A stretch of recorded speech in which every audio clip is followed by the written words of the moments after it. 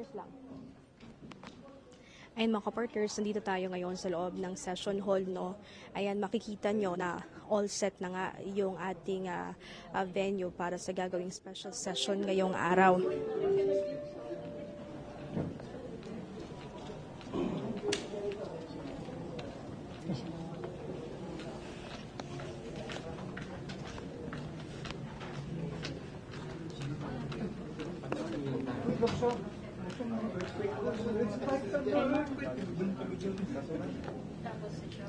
Eman. Nagpapahinga ka, gumagapang ka, Ano ba? Puro pa.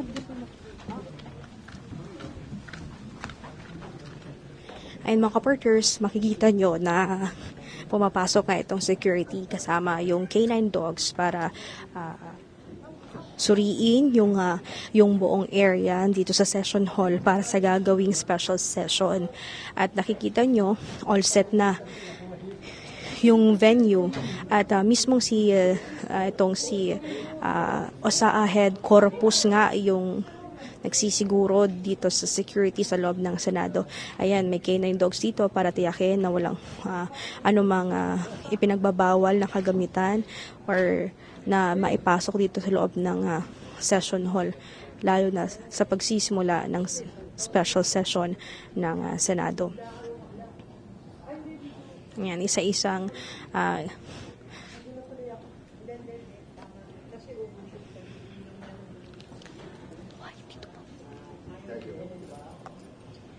ayan, ito yung mismong venue mga kapartners. Ito yung mismong sitwasyon sa loob ng session hall para nga sa gagawing special session. Ayan, mismo pinuntahan na rin ng security maging ng K9 dogs yung area kung saan tatayo yung Senate President o kung sinong tatayo yung Senate Pro Tempore sa gagawin sa pagsisimula ng special session. So far mga kapartners ay peaceful naman yung sitwasyon dito sa loob ng Senado.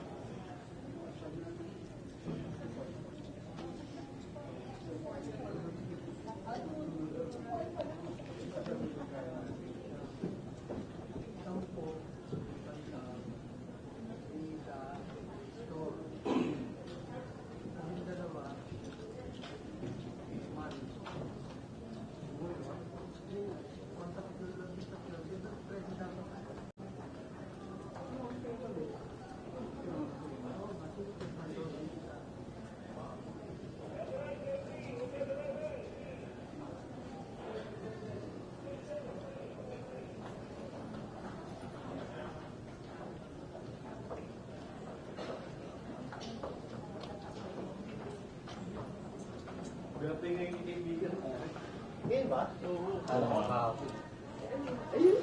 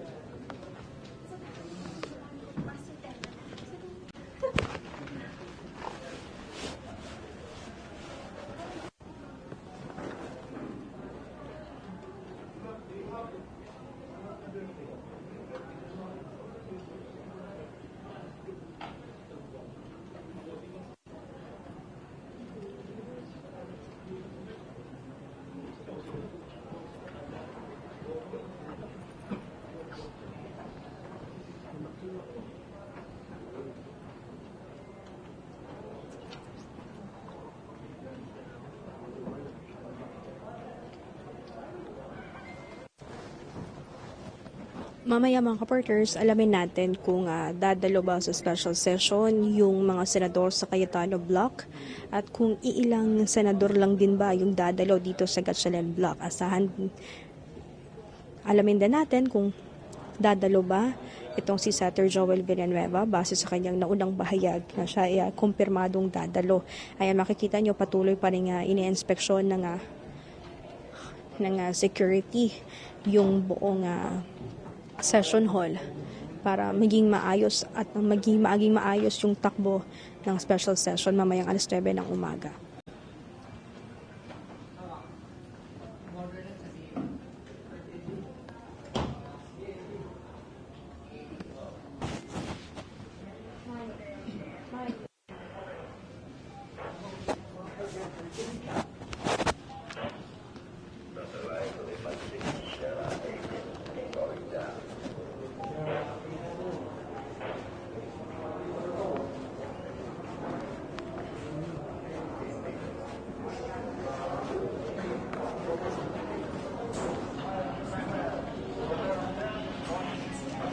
Nandito tayo ngayon sa elevator area para ating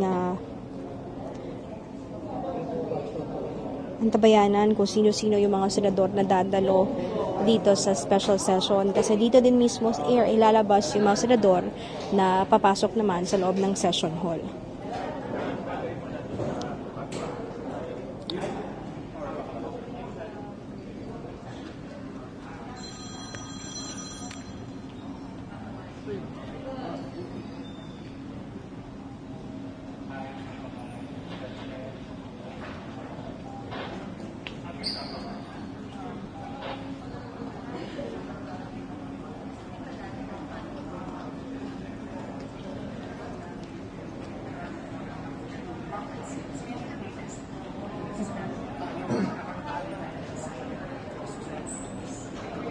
Yes, morning.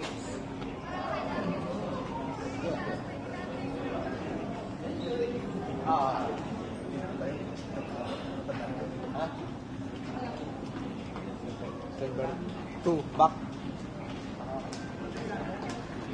Makikita nyo ay unti-unti na nga dumadating yung mga empleyado ng mga senators papasok dito sa loob ng session hall. At dumating na rin sa Senado itong si Senator Ping Lacson para dumalo sa special session ngayong araw. Ito so, yung K9, hindi OD K9, ano, Tertiary. Ano sa session pa rin. Hindi pa rin. Bardusin. Hindi pa rin, grupo pa rin sila. Pasay.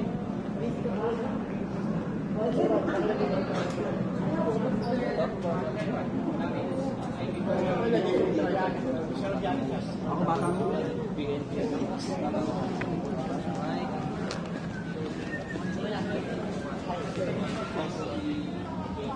Kasi nag-aabang na sila dun sa pag-napili na.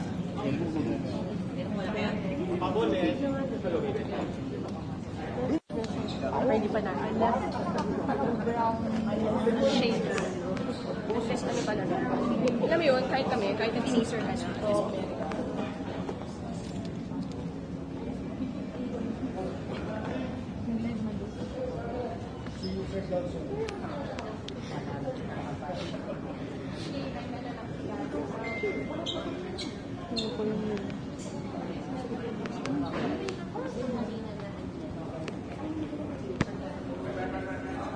Ayan, makikita niyo mga partners papasok ng, ayan, nag-iikot na dito sa second floor itong mga K9 dogs at security.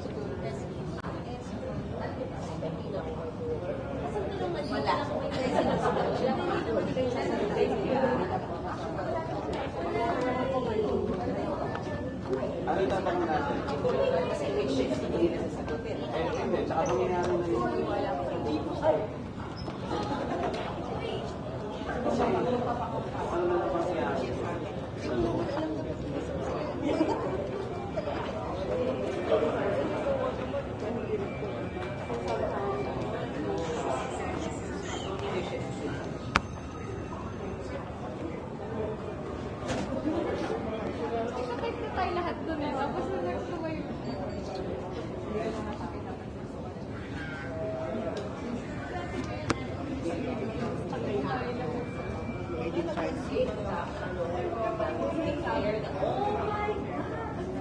Presence of Senator Bagong.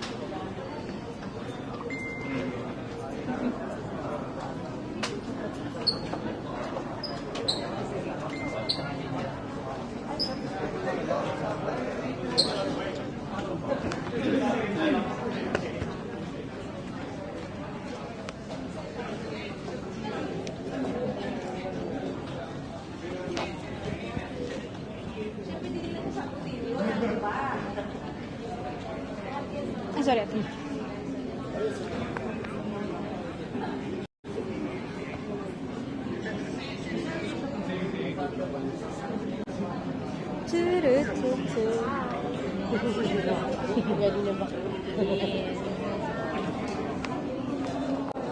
Ayun mga kaporters, patuloy pa rin tayong nakaantabay or nakatambay dito sa elevator area para nga sa ating para nga antabayan ng mga senador na darating at papasok sa session hall ngayong araw para sa special session na gagawin ng Senado.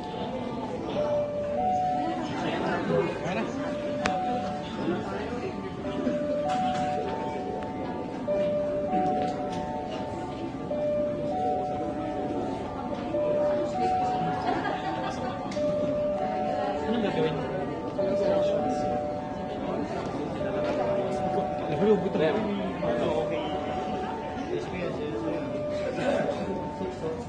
Yangge.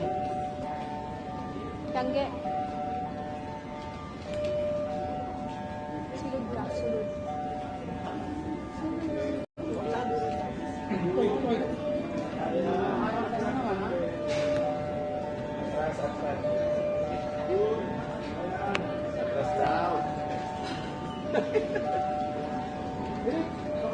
Uy, matagal.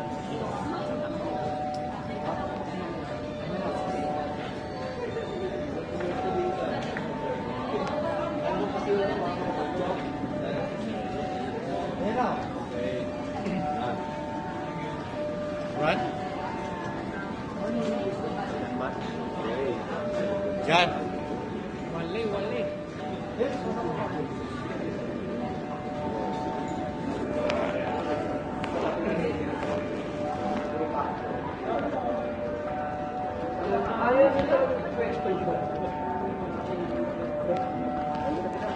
Buat kita tayo. Para binyan dyan. Wala. Basta labong nyo.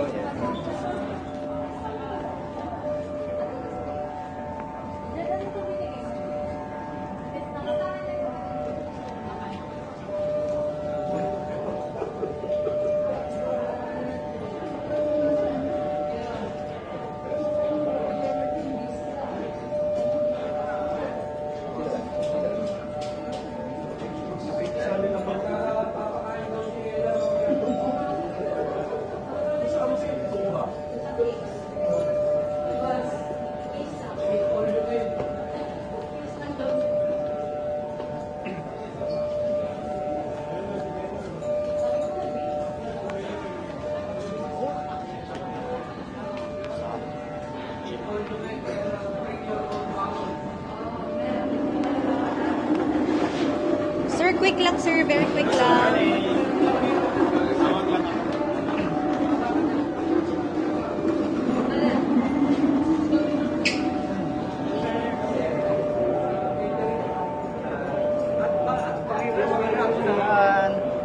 Makira sa inyo.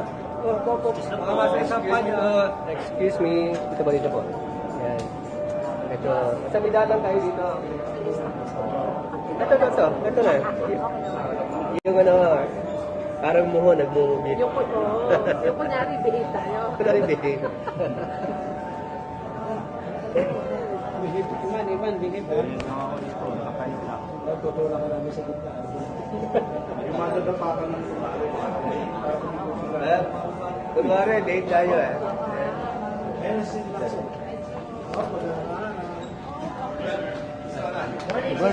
Hi sir. Hi sir, what are we guys?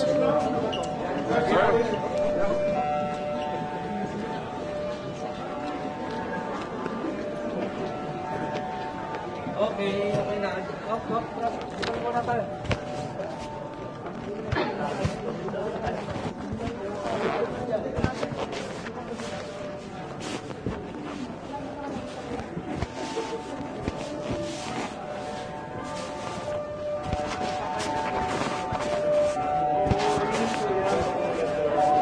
Dito lang tayo para yata maraming ano sila. Konti lang. Basta bidaan dito. Okay na yan.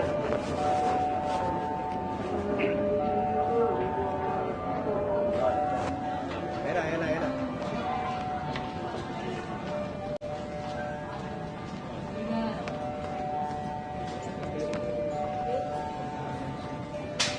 Ayaw.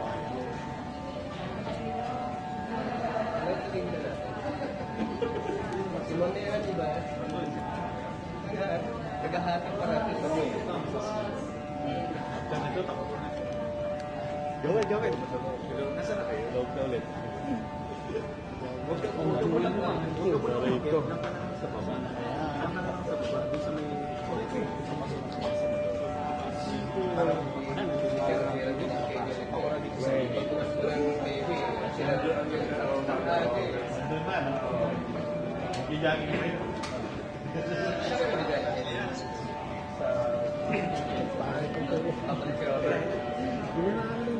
Ayun o.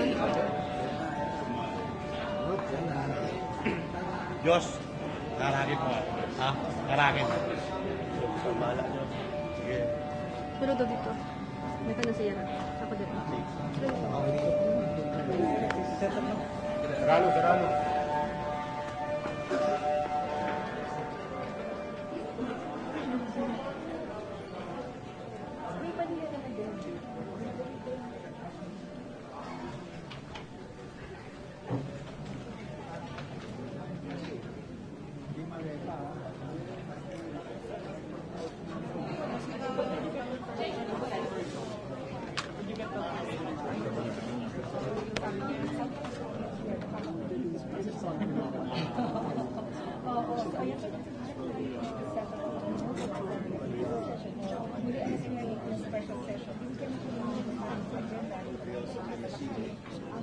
Pero sir, naniniwala kayo sa statement ni Senator Cayetano?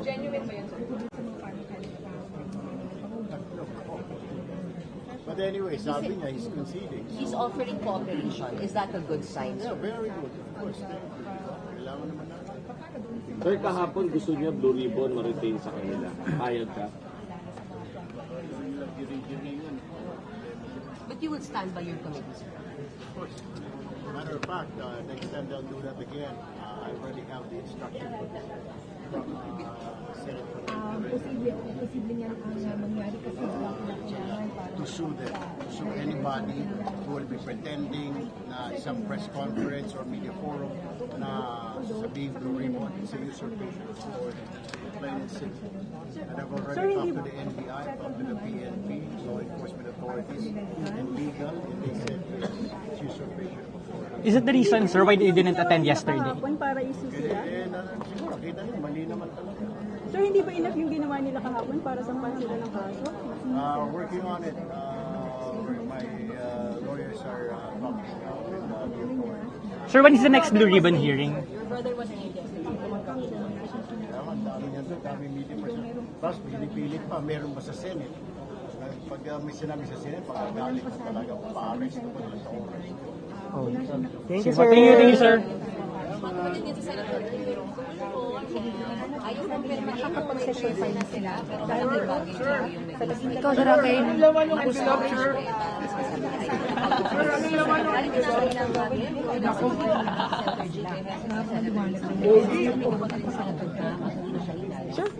Sir, ano? Sir. Saglit lang. Ay, Sir Lisa. Hi, ma'am. Ma'am, will you be electing?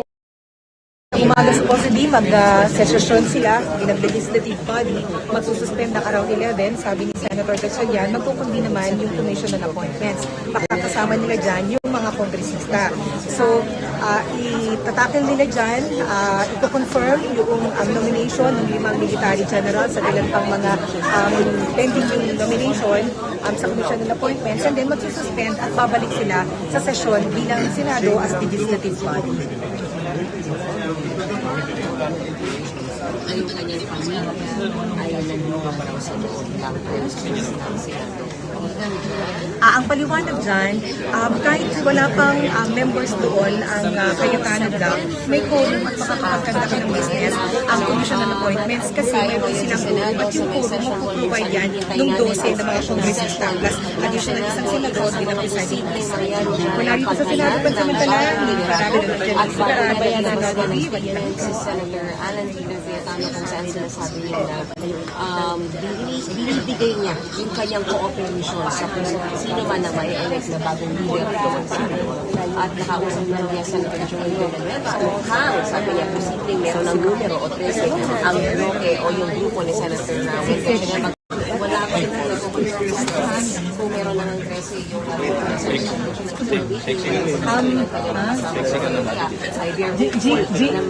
basically makapag-select niya talaga ng kanilang Senate President at naka-13 mas malaki pa sa 13 yung kanilang ngayong araw.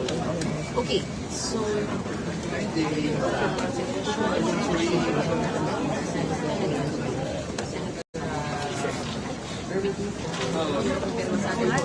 na sila. Ayaw kong permahin ni sir, but sabi niya malaki yung posibilidad na magkaroon sila ng fresh start kasi today yung election ng bagong liderato. So they also see sa akin is nakita ko na rin kung kasi na ito hawak na ba rin pumasok siya ng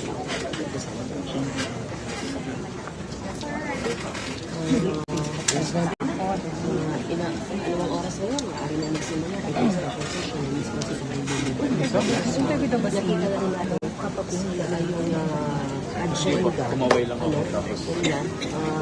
Yung important is we have to take today, ano? Ako mas parang But syempre, ang inaasahan na natin mga kapatid. Na-interview ni Sentin Sa simula ay yung pag-inegate ng bagong liderato kung mangyayari man yan. sino mga pumasok na? JB.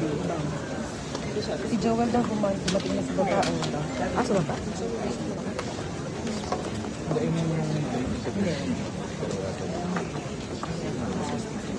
Hello, tumatawag ako dun sa Facebook. Pwede nating interviewin si San Lagi si San ayan, mag-gusto doon. Pwede ako dun sa Facebook Live. Tapos, then, maliwanag ba yung video ko pag pumapasok ng Facebook Live o hindi? Blurred. O ay ako na lang tatawag doon sa isa. Sa Globe ko na lang. Sa Globe ko ako tatawag. Hindi. Then, wait lang. Ito muna. Ito na lang Globe ko. Ang tawagan niya sa Facebook Live. Mukhang ito mas maliwanag. Ang tuloy sa live na sana natin.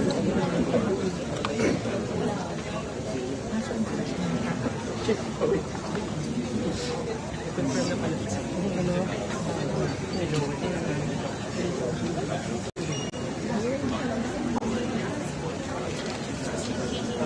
Inuit nyo na sa urban.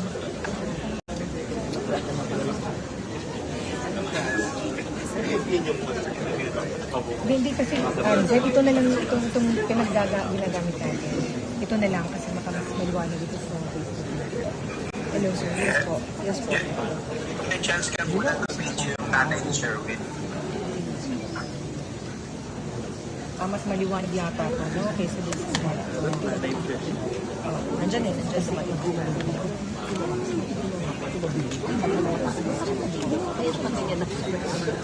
Pero mas kasi niya tignan mo napaka-limited ng kita. Pero yung mga nakikita kong mga tao sa Hindi, wala.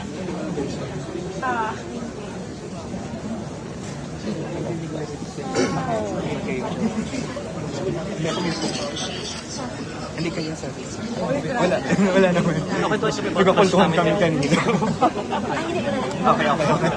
Actually, nasabihan ko kayo pag nakalive ako. Uy!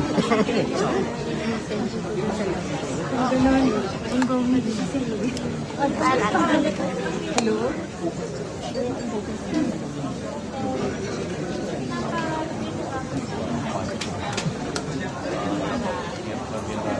Relax lang tayo. Tutok lang tayo, tutok.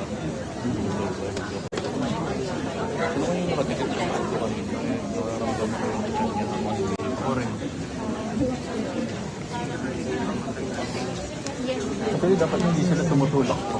Magsasalit sa atin.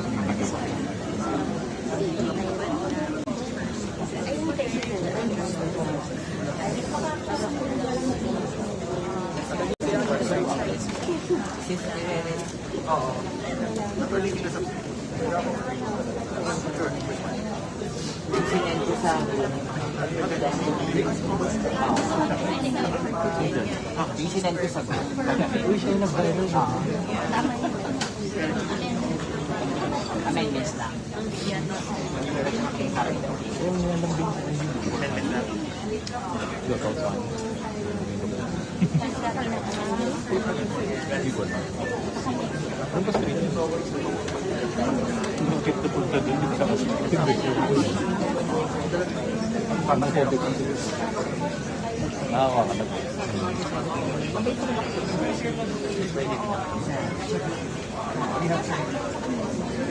Live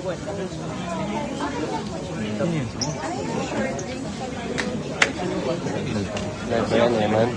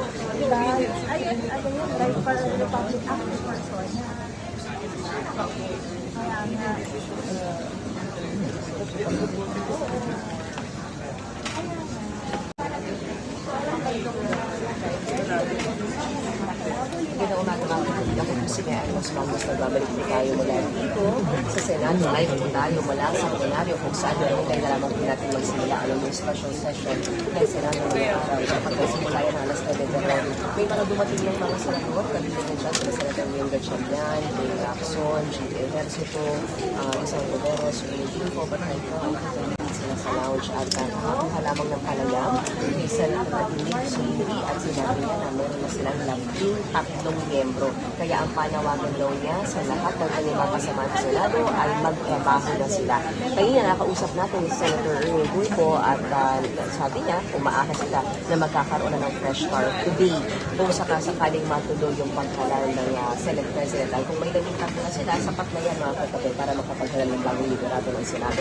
At bago na yan ay naglabas naman ng statement si Senator Alan Cayetano at ayon sa kanya nakausap na ni Senator Joel Villanueva at mukhang nag-present na daw na numero o baka miyembro ay conventional block. At ayon sa kanya, pwede niyang i-give up or pwede niyang i-let go yung pagiging Senate President pero hindi ang pagiging isang pamilya. Hindi lang din daw ito usapin ng Senate Presidency kundi ang kanyang tatakbo na yung independence ng Senado na hindi magsusunod-sunuran sa ilang tao sa iba pang branch ng gobyerno. Mga kapatid, sa mga kakatuloy lamang po, dito pa rin po tayo sa loob ng plenaryo ng Senado kung saan hinihintay natin magsisimula ang special session ngayong araw na ito na mismo ipinag-utos ni Pangulong Bongbong Marcos. Dapat yan ay 9 o'clock nag-start, 9:08 na wala pa pero maraming tayong mga senador na nakita. At yan, nakita na natin na dumating dito sila Senator Wayne Lacson, Senator Mitsubili, Senator G. Ejercito, Lisa Ortega, Senator Chilian. We also have information na yung family ni Senator Chilian ay nandito na ngayon sa loob ng Senate building.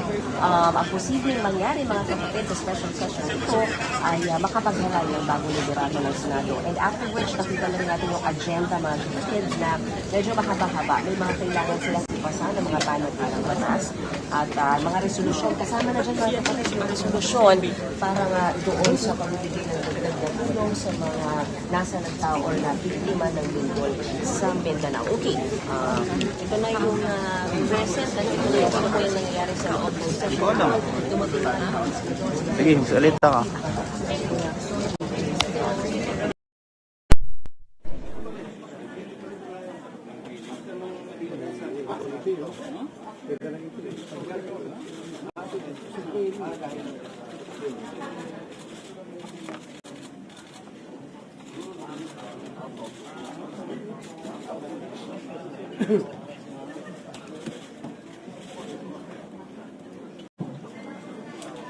Wala pa tayong namamataan ng mga senador mula sa Cayetano Block.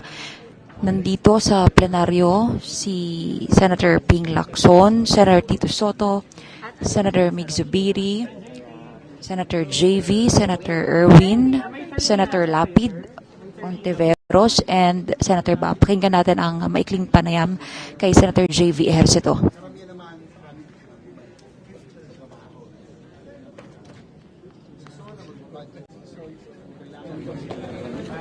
Senator Joel. Senator Joel did it. But you have 30 now. You can confirm that. Kasi marami na rin kaya kapila ko ng plastic sa mga colleagues natin kahit sa kabila. Bumalik na tayo sa trabaho kasi ang institusyon na yung pinatamaan at ang bubayan. So, ayun natin. So reaction sa concession ni Senator Alan on Facebook?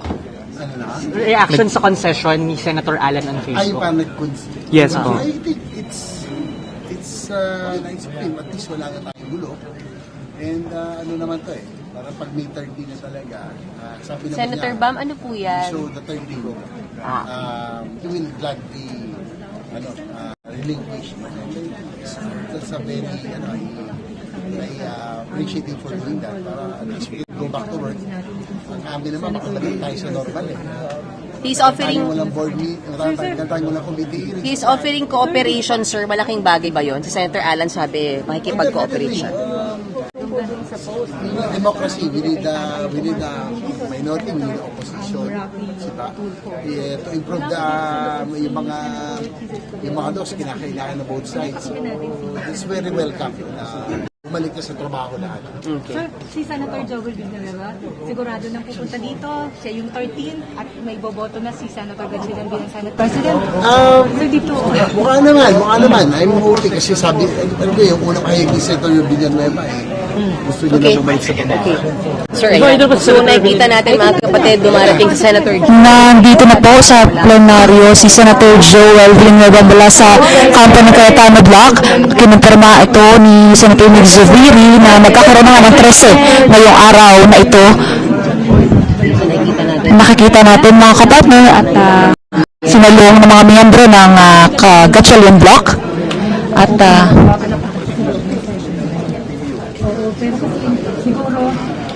okay. So mga kapatid, ang nakita natin yung Senator Joel Villanueva na pumasok dito sa may plenaryo, Yan mga kapatid, nakikita natin ang pagpasok ni Senator Joel Villanueva sa loob ng plenary hall at sinalubong nitong mga miyembro ng Gatchalian Block.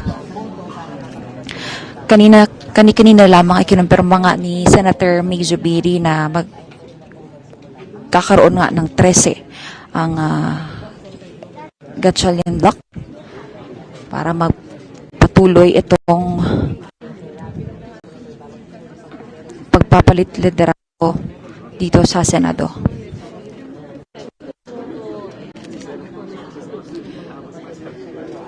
Nandito sa loob ng plenary hall ay ang mga senador na sina Senator Tito Soto, Senator Ping Lacson, Senator Bam Aquino, JV Ejercito, Migs Zubiri, Rafi Tulfo, Erwin Tulfo, Senator Lito Lapid at Senator Rita Sahon at itong si Senator Joel Villanueva na mukhang magiging miyembro na nga nitong Gatchalian Block, pang-13 Gatchalian Block.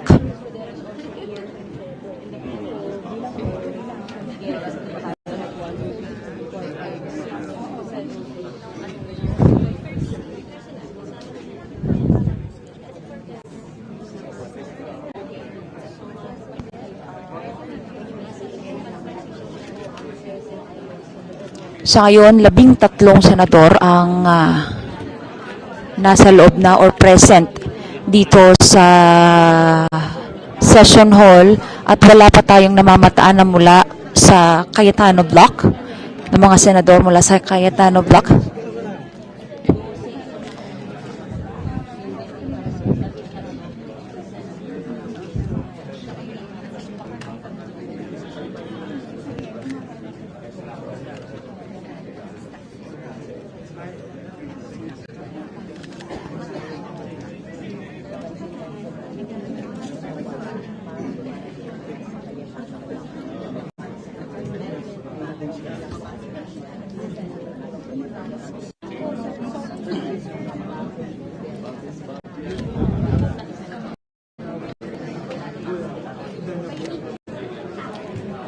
As of now, mga kapartner, 9:15 na ang nakatakdang special session dito sa Senado ay alas 9.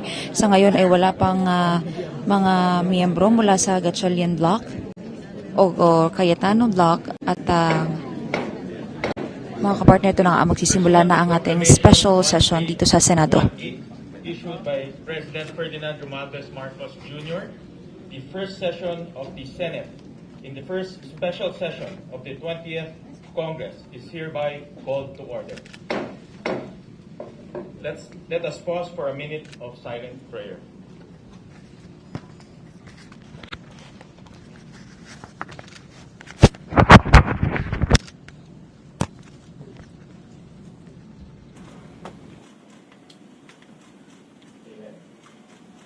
The Secretary will please call the roll.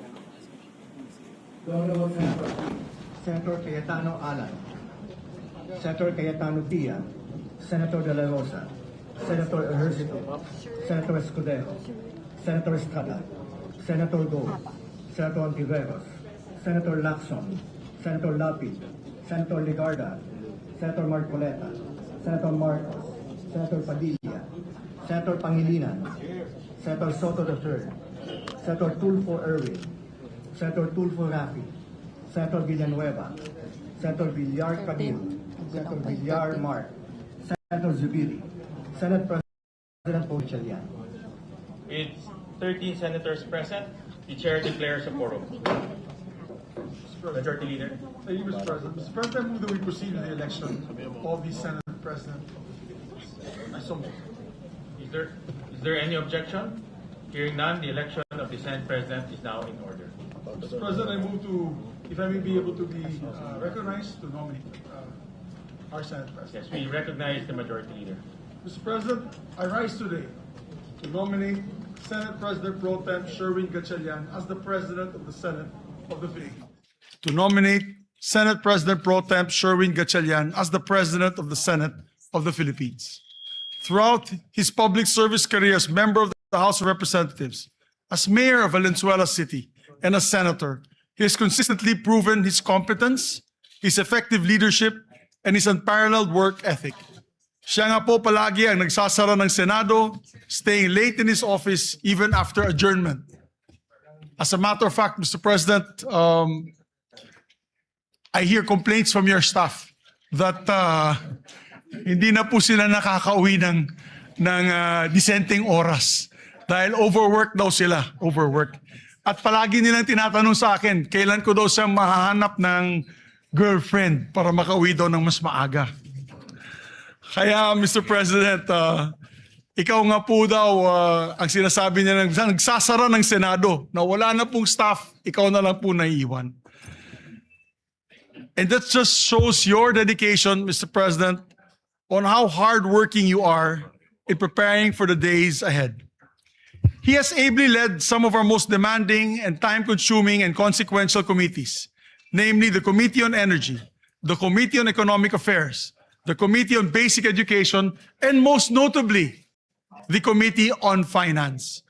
As Finance Chair, he had navigated a very challenging period in the wake of flood control scams coming into light.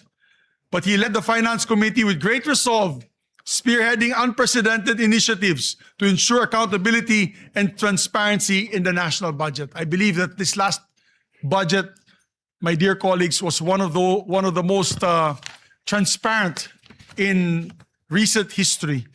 As a matter of fact, whatever projects that we wanted to insert or amend into the budget, we had to come up with voluminous requirements and documents coming from the agencies themselves and the receiving bodies like the LGUs. And that was the request, not just the request, it was the demand of then Finance Chair Wing Gatchalian. He's the leader that the Senate needs in this time of division and disarray, and he has done this before. I know he'll be able to rise above the fray and lead us back to our principal function, which is to attend to the work of legislation. I have every confidence that as Senate President, he'll be able to set the institution back on the right path, guided by the highest standards of service, integrity, and morality. To my colleagues, I plead, let us elect Senate President Gatchalian and let us get back to our work in this hallowed institution. Maraming salamat po, Mr. President. And maybe we don't need to put it to a vote, Mr. President. Maybe we can do it by acclamation, Mr. President. Ayes and nays would be fine. I so move, Mr. President. So, And I move to although close. There are no other nominees for Senate President. I move to close the period of nomination. any objection? Hearing none, the nominations are closed. Therefore, Mr. President, we'd like Therefore, to congratulate. Ye, as you said, for, Yes. to vote Ayes and will, nays.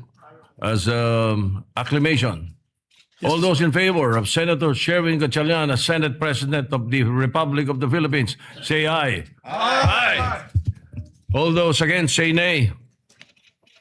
The ayes have it. Senator Sherwin Gatchalian is declared Senate President of the Republic of the Philippines.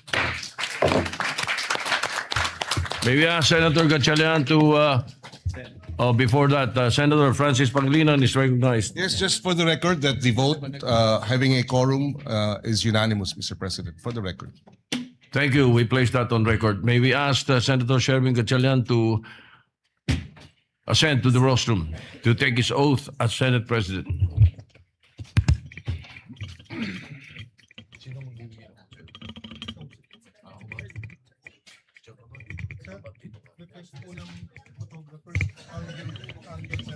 For the record, Mr. President.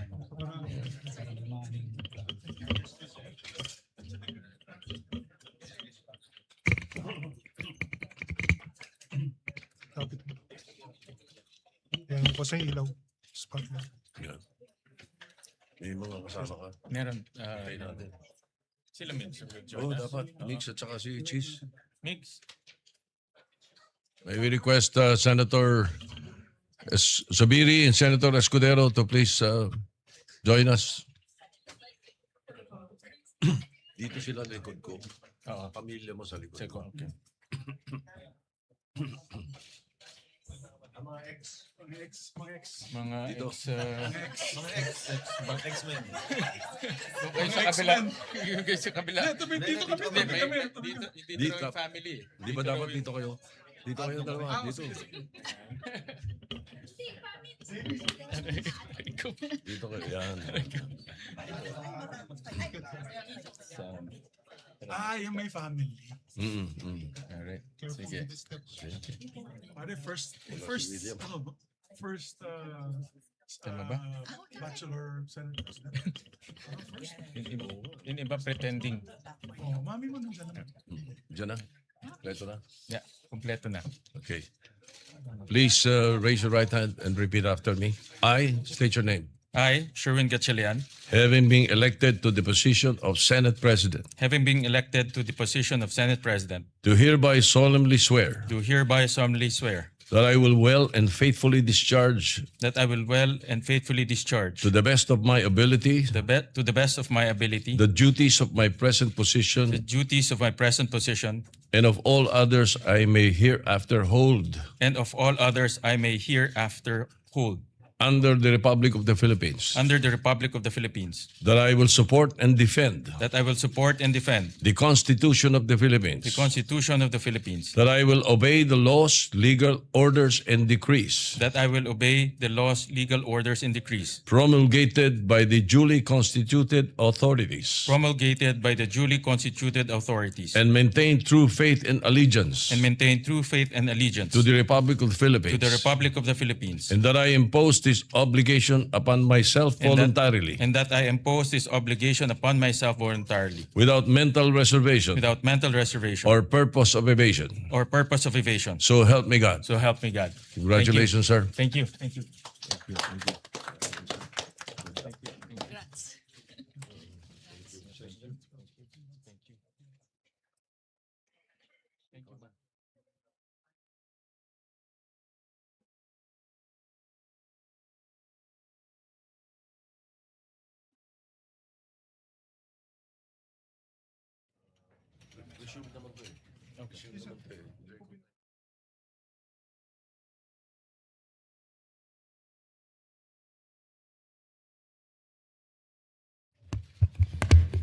Majority Leader.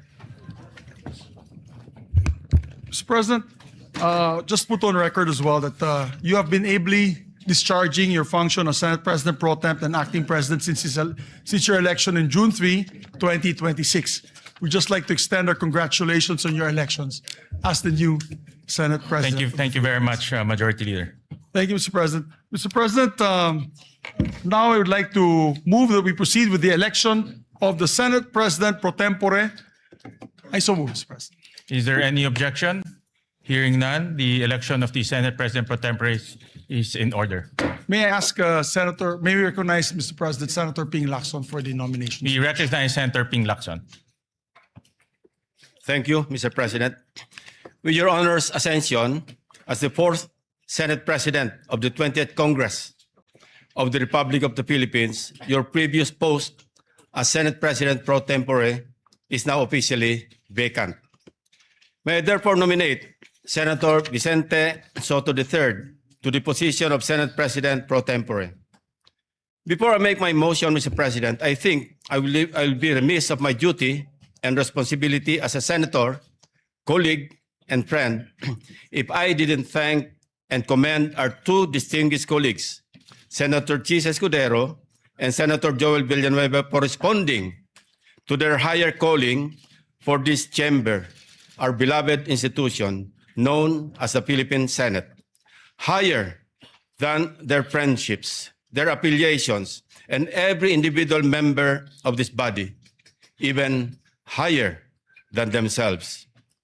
I would also wish to put on record that I intentionally and voluntarily relinquished the chairmanship of what is known or often referred to as the most powerful committee, the Blue Ribbon, for two primary reasons.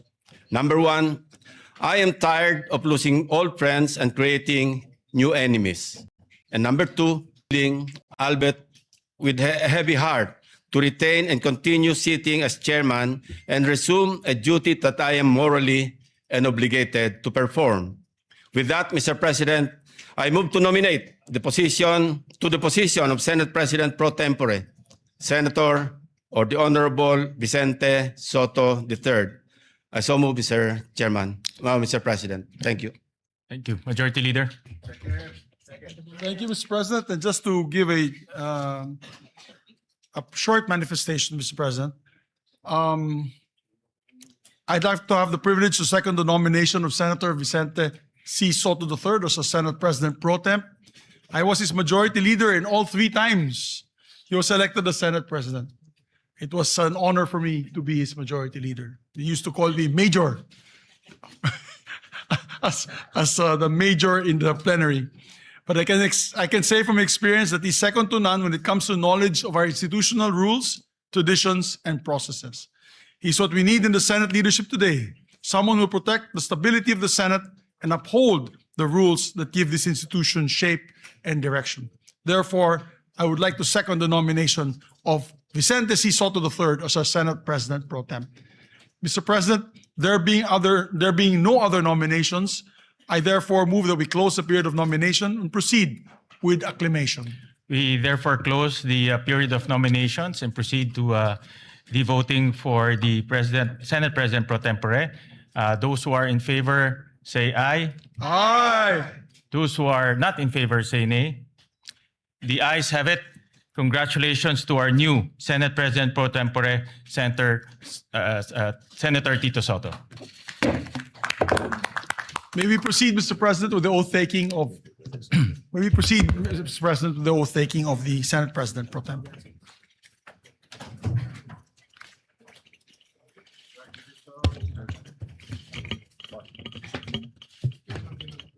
Sabi daw pang retirement position yung Senate President.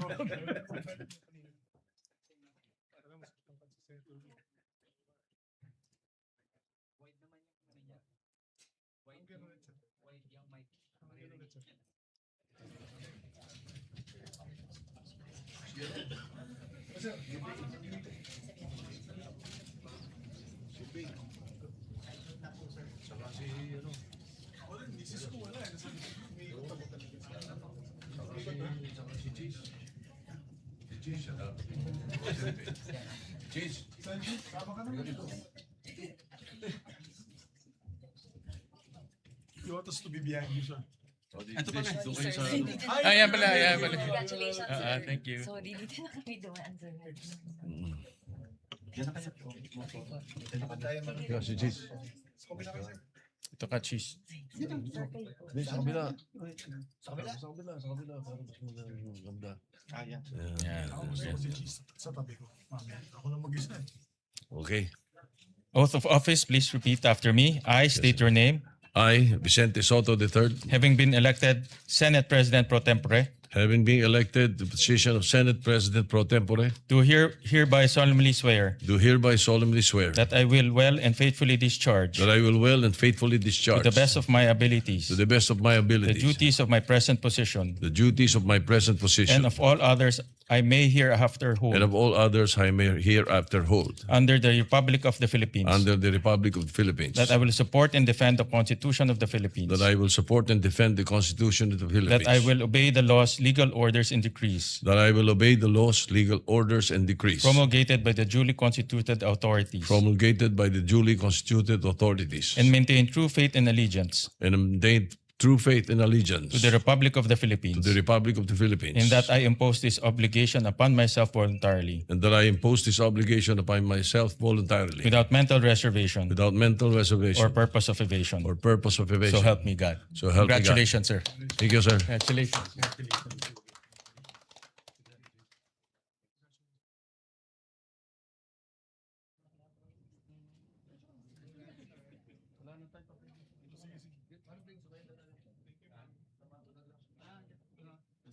JB, sama ka naman dito. Joel din. Dating man Joel.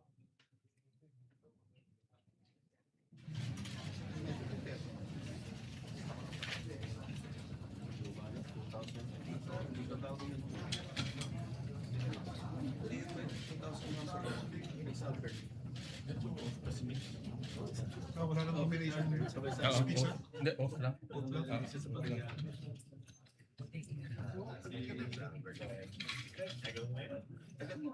Anak na nga yung si Torres.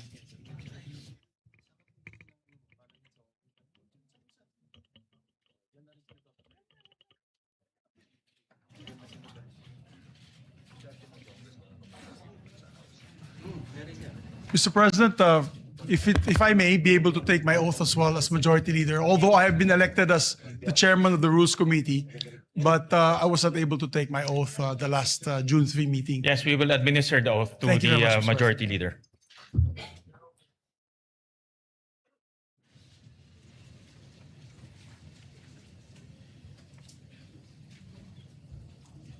Ito yung isang Congress na pang-apat na yung Senate President.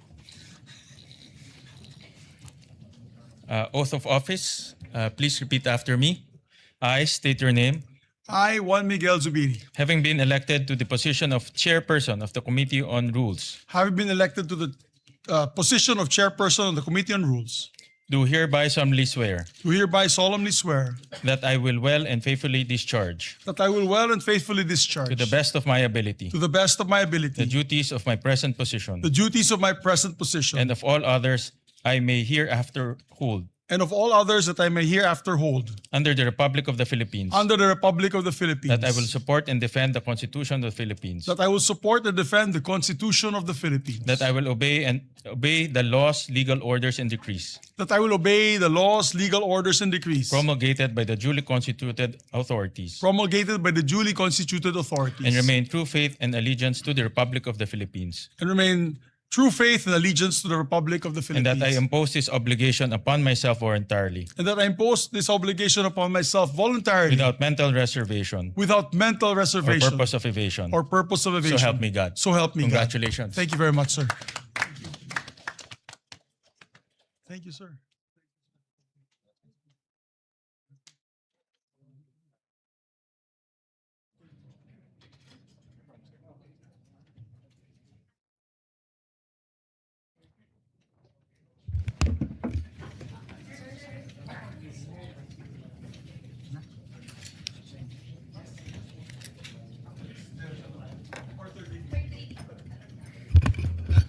Election ng committee, SharePoint?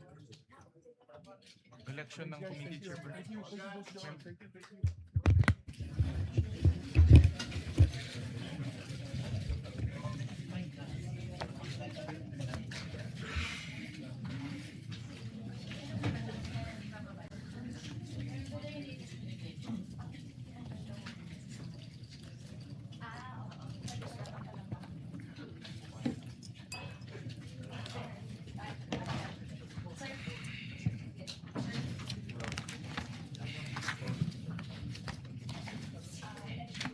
Yes. Oh, I have. Do you have the list? I don't have it.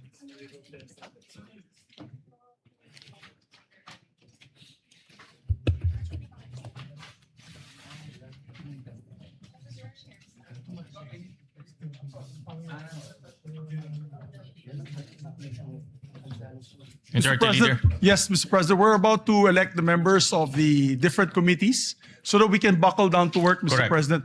But I need just a 1 minute suspension to get the list from the staff. 1 minute suspension.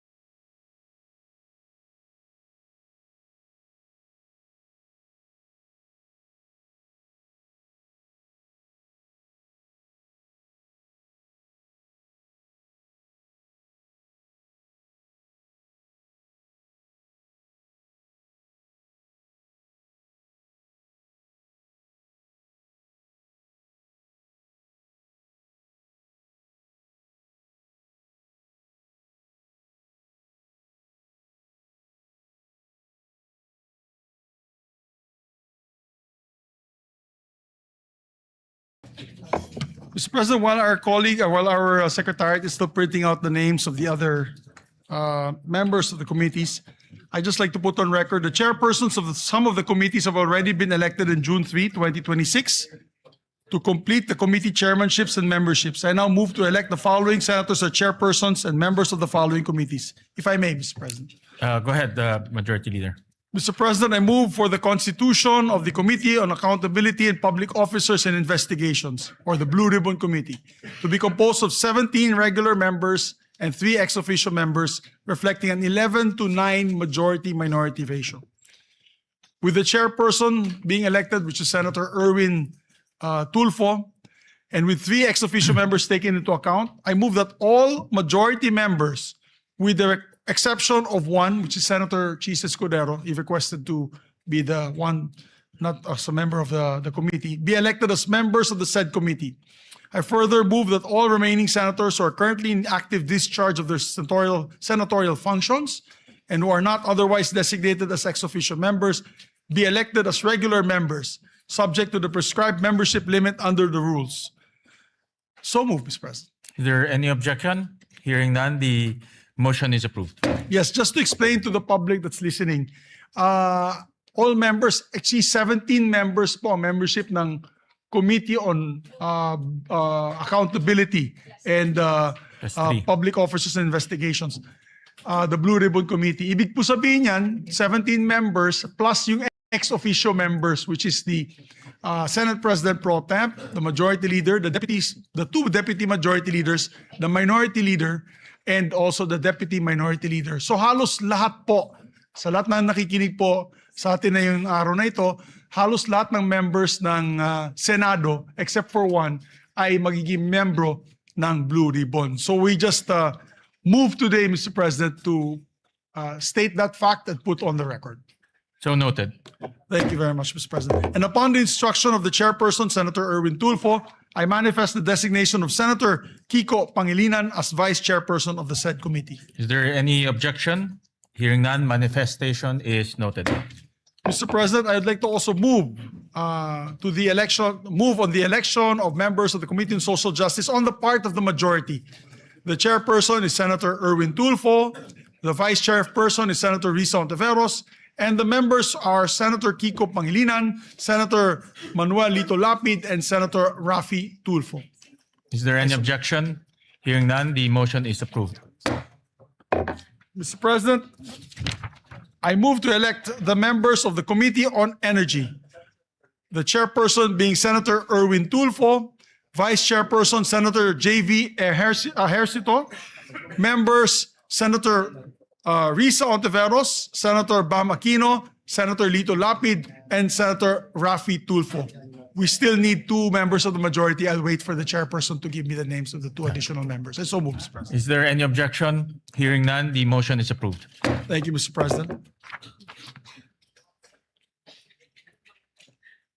Mr. President, I move that we elect the members of the Committee on Trade, Commerce, and Entrepreneurship. As chairperson, Senator Bam Aquino, and as members, Senator J.V. Ejercito, Senator Chis Escudero, Senator Manuel Lito Lapid, Senator Kiko Pangilinan, and Senator Rafi Tulfo. Is there any objection? Hearing none, the motion is approved. Mr. President, I move that we elect the members of the Committee on Constitutional Amendments and Revision of Codes. The chairperson being Senator Francis Kiko Pangilinan, and members Senators Risa Ontiveros, Senator Ping Lacson, Senator J.V. Ejercito, Senator Bam Aquino, Senator Lito Lapid, and Senator Chis Escudero. I so move. Is there any objection? Hearing none, the motion is approved.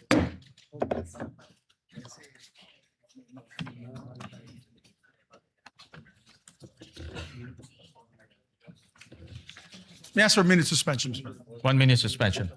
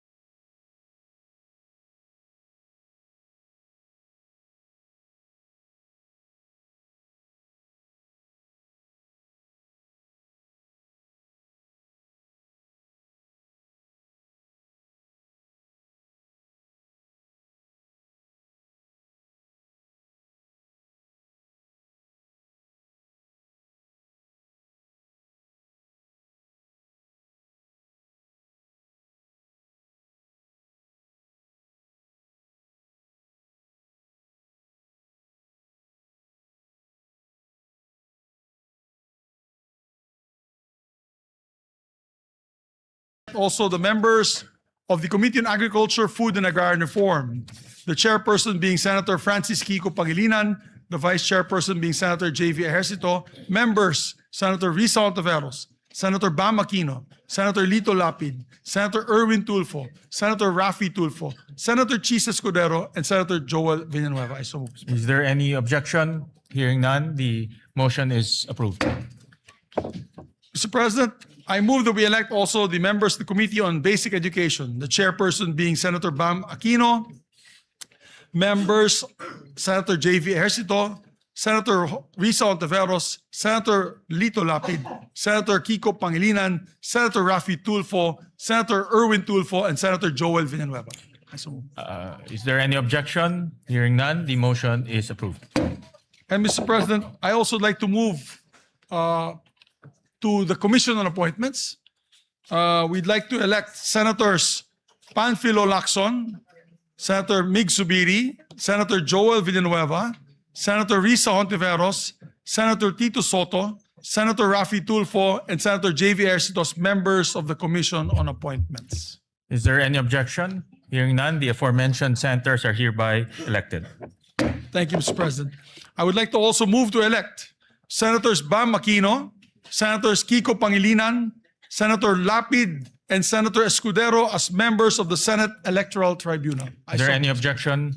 Hearing none, the aforementioned senators are hereby elected. Thank you, Mr. President. May I just ask for another minute suspension? 1 minute suspension.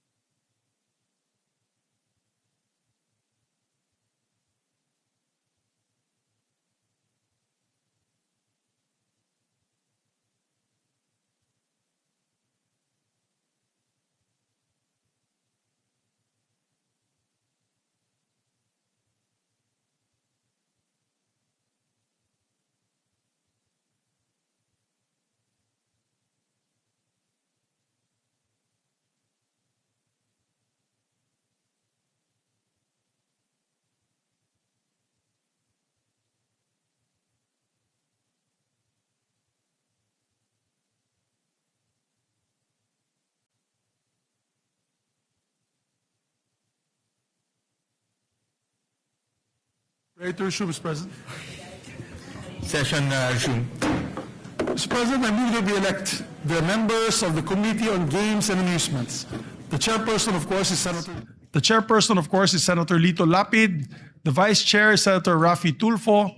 The members are Senator Chis Escudero, Senator Panfilo Lacson, Senator Erwin Tulfo, and Senator Joel Villanueva. So moved. Is there any objection? Hearing none, motion is approved. Mr. President, I move that we elect the members of the Committee on Ethics and Privileges.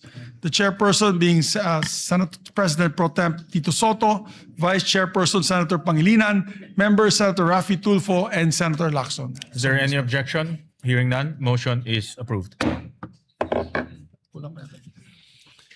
I move that we elect members of the Committee on Public Services, Mr. President. The chairperson is Senator Rafi Tulfo.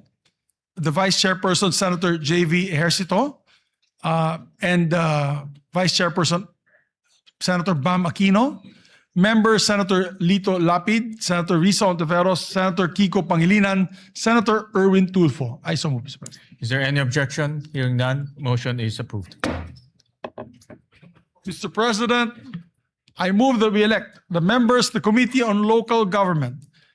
It is headed by their chairperson, Senator J.V. Ejercito, Vice Chairperson, Senator Ping Lacson, members, Senator Rafi Tulfo, Senator Francis Kiko Pangilinan, Senator Risa Ontiveros, Senator Joel Villanueva, Senator Lito Lapid, and Senator Bam Aquino. I so move. Is there any objection? Hearing none, motion is approved.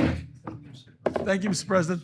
Mr. President, I move that we elect the members of the Committee on Migrant Workers, headed by Senator Rafi Tulfo, Vice Chairperson Senator Joel Villanueva, members Senator Lito Lapid, Senator Erwin Tulfo, Senator Bam Aquino, Senator Risa Ontiveros, Senator J.V. Ejercito, and Senator Kiko Pangilinan. I so move. Is there any objection? Hearing none, motion is approved.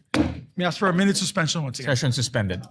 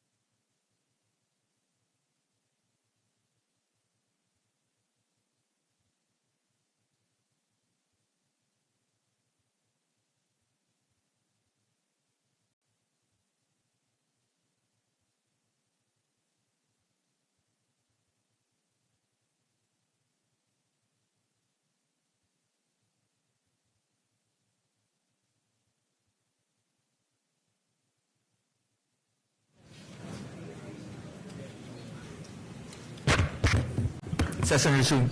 Thank you very much, Mr. President. Mr. President, I'd like to ask my colleagues for a bit of patience. I'd like to ask my colleagues for a bit of patience because the lists were only given today and they're just verifying all the names na hindi magdodoble po tsaka hindi po tayo sumobra sa allotted Number of ratio seats. natin, Mr. President.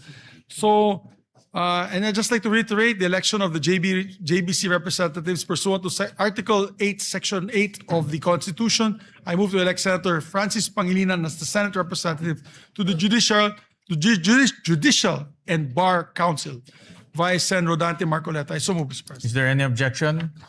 Hearing none, Senator Francis Pangilinan is hereby elected to the JBC. Mr. President, I move that we elect, or rather, I move that we retain Senator Joel Villanueva as chairperson of the Committee on Higher Education. And his vice chairman will be Senator Ejercito, members Senator Bam Aquino, Senator Kiko Pangilinan, Senator Raffy Tulfo, and Senator Escudero. I so move, Mr. President. Is there any objection? Hearing none, motion is approved. And I'd like to make a correction. In the Committee on Games, it's not Senator Raffy Tulfo who's the vice chairperson. It is Senator Erwin Tulfo. So noted. My apologies to the chairperson. As regards to the CA membership, Mr. President, for the record, that this representation and that of Senator Soto are vice. We replace Senators Lito Lapid and Senator Mark Villar, respectively, for the record, Mr. President. Yeah. So noted. Mr. President, we'd like to also elect the members of the Committee on Labor. Chairperson, Senator Joel Villanueva. Vice Chairperson, Senator J.V. Ejercito. And members, Senator Raffy Tulfo, Senator Erwin Tulfo, Senator Bam Aquino, Senator Risa Ontiveros, Senator Pangilinan, and Senator Escudero, Mr. President. Is there any objection? Hearing none, motion is approved. And Mr. President, I move to formally elect as well my deputy majority floor leaders.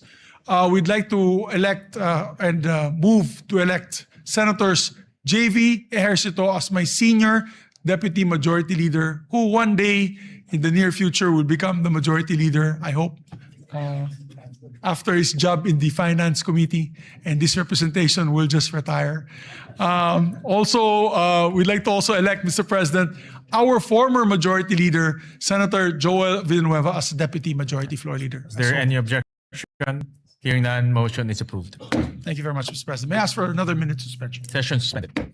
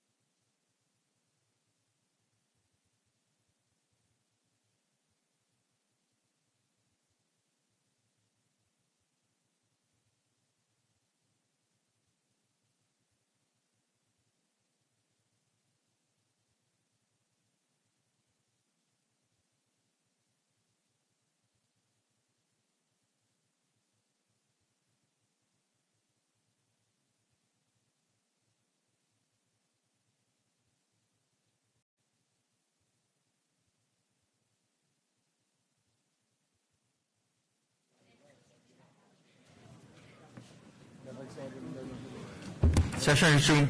Thank you, Mr. President. Mr. President, may we request, while we're just waiting for the names of the committee memberships of the other remaining committees, may we request our members and colleagues to come back to the floor so that we may proceed for third reading vote. Third reading vote. And then the adoption of the resolution on Mindanao that will be authored by Senator Joel Villanueva. So, may we just ask our members to please proceed to the plenary for third reading. Fine.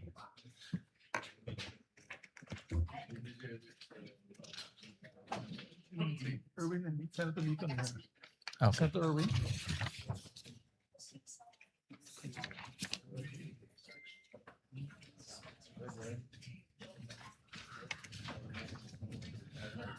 So, Mr. President, I move that we consider in third reading several bills.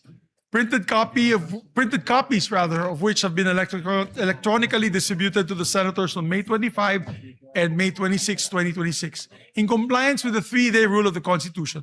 With that, Mr. President, I move to consider a third reading Senate Bill number 2092. This is the bill declaring waling-waling as our national orchid, Mr. President. I so move. Is there any objection? Hearing none, the consideration of Senate Bill number 2092 on third reading is in order. The Secretary is directed to read the title of the bill. An act declaring the waling-waling Vanda sanderiana as the national orchid of the Philippines. And proceed with the roll call vote. Roll call vote. Senator Aquino, Senator Cayetano Alan, Senator Cayetano Pia, Senator De La Rosa, Senator Ejercito, Senator Escudero, Senator Estrada, Senator Go, Senator Ontiveros, Senator Lacson, Senator Lapid, Senator Legarda, Senator Marcoleta, Senator Marcos, Senator Padilla, Senator Pangilinan, Senator Soto, Senator Tulfo Erwin, Senator Tulfo Rafi, Senator Villanueva, Senator Villar Camil, Senator Villar Mark, Senator Zubiri, yes. Senate President Gatchalian. Yes. With 13 affirmative votes, 0 negative votes, 0 abstention, SB number 2092 is approved on third reading. Thank you, Mr. President. Mr. President, I move to consider third reading House Bill number 6639. This is the bill granting Philippine citizenship to Benny Boatwright III. I so move. Is there any objection? Consideration of House Bill number 6639 on third reading is in order. The Secretary is directed. And before we proceed with the voting, Mr. President, I would just like to put on record, they were here 3 days straight in the last, before we ended the session, and I think they're back onto training. So I think it's okay that we elect them in absentia because they deserve it, Mr. President. They were here 3 days before we ended session. Correct. In fairness to them, they were here present Yes, physically both for 3 days. members, it's not both, their fault that their citizenship was not considered last time, and I understand that they're now undergoing training and representing the country. Yes. Senator Kiko Pangilinan is recognized. That is correct, Mr. President. They were here, a sponsor of the measure. They were here every day and witnessed the proceedings or the lack of proceedings. But then we will make arrangements, Mr. President, that when we convene for the SONA, or perhaps that week of the SONA, that they come and visit us here in plenary, Mr. President. Both Benny Boatwright and Matt Ramos, Mr. President. We take note of that. So we move to proceed with the roll call vote, Mr. President. The Secretary is directed to read the title of the bill and proceed with the roll call vote. An act granting Philippine citizenship to Benny Francois Boatwright III. Roll call vote. Honorable Senator Aquino, Senator Cayetano Alan, Senator Cayetano Pia, Senator De La Rosa, Senator Ejercito, Senator Escudero, Senator Estrada, Senator Go, Senator Ontiveros, Senator Lacson, Senator Lapid, Senator Legarda, Senator Marcoleta, Senator Marcos, Senator Padilla, Senator Pangilinan, Senator Soto, Senator Tulfo Erwin, Senator Tulfo Rafi, Senator Villanueva, Senator Villar Camil, Senator Villar Mark, Senator Zubiri, Senate President Gatchalian. With 13 affirmative votes, 0 negative votes, 0 abstentions, House Bill number 6639 is approved on third reading. Thank you, Mr. President. Mr. President, move to consider as well for third reading vote House Bill number 6644, the bill granting Philippine citizenship to Matthew James Ramos. I so move, Mr. President. Is there any objection? Hearing none, consideration of House Bill number 6644 on third reading is in order. The Secretary is directed to read the title of the bill and proceed with the roll call vote. An act granting Philippine citizenship to Matthew James Ramos. Roll call vote. Senator Aquino, Senator Cayetano Alan, Senator Cayetano Pia, Senator De La Rosa, Senator Ejercito, Senator Escudero, Senator Estrada, Senator Go, Senator Ontiveros, Senator Lacson, Senator Lapid, Senator Legarda, Senator Marcoleta, Senator Marcos, Senator Padilla, Senator Pangilinan, Senator Soto, Senator Tulfo Erwin, Senator Tulfo Rafi, Senator Villanueva, Senator Villar Camil, Senator Villar Mark, Senator Zubiri, Senate President Gatchalian. Yes. With 13 affirmative votes, 0 negative votes, 0 abstentions, House Bill number 6644 is approved on third reading. Thank you very much, Mr. President. Congratulations to the authors and sponsors of the three measures. Mr. President, I move that we dispense with the reading of the journals of the 68th and 69th session, May 26 and June 3, 2026, and consider the same as approved. Is there any objection? Hearing none, the motion is approved. Mr. President, now we take up a very important measure that our dear colleague, distinguished former majority leader, had filed. I move that we consider proposed Senate Resolution number 447, and this is a resolution urging adequate funding for Mindanao earthquake relief and rehabilitation. I so move, Mr. President. Is there any objection? Hearing none, the motion is approved. Mr. President, I move that we recognize a distinguished former majority floor leader, our deputy majority floor leader, no other than our distinguished colleague from Bulacan, Senator Joel Villanueva. We recognize the distinguished gentleman from Bulacan. Thank you very much, Mr. President, our distinguished majority leader. Mr. President, distinguished colleagues, it is an honor to rise before this august chamber to sponsor proposed Senate Resolution number 447, urging the national government to ensure adequate funding and resources for the relief, rehabilitation, reconstruction, and recovery of communities devastated by the recent earthquake in Mindanao. Ginoong Pangulo, ang usapin po natin ngayon ay hindi lamang tungkol sa pondo. Ito po ay tungkol sa mga buhay na winasak ng lindol at sa ating tungkulin na tulungan ang ating mga kababayan na muli pong makabangon. Noong pong 8 ng Hunyo, isang magnitude 7.8 na lindol ang tumama malapit sa Sarangani Province. Sa loob lamang po ng ilang minuto, nagbago ang buhay ng daang-daang libong Pilipino. As of June 16, at least 68 lives have been lost. More than 1,000 have been injured, and over 30 remain missing.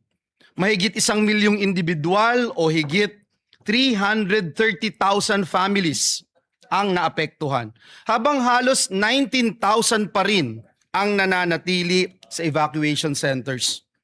Ngunit higit pa po sa mga numerong ito ay ang mga kwento ng ating mga kababayan, mga pamilyang nawalan ng tahanan, mga batang hindi makapasok sa paaralan, mga manggagawa, mga magsasaka, mga mangingisda na nawalan ng kabuhayan, at mga pamilyang nagdadalamhati sa pagkawala ng kanilang mahal sa buhay. Mr. President, Mindanao is a pillar of our national economy. Ito po ay mahalagang pinagmumulan ng pagkain, produktong agrikultura at yamang dagat. Kapag naapektuhan po ang Mindanao, nararamdaman po ito ng ating buong bansa. Initial assessments estimate at least 1.13 billion pesos in damage to public and private infrastructure. And that figure is expected to rise, Mr. President, as assessments continue. Nasira po ang mga tahanan, paaralan, ospital at iba pang mahalagang infrastruktura. Ngunit ang mas malaki pong hamon ay ang muling pagtatayo ng mga komunidad at pagbibigay ng bagong pag-asa sa ating mga kababayan. Kaya Ginoong Pangulo, sa pagkakataong ito, nais po nating makita, nais natin din pong kilalanin, lalo na ang ating mga rescue workers, health workers, uniformed personnel, volunteers, local officials at humanitarian organizations na wala pong sawang tumutulong sa mga nasalanta.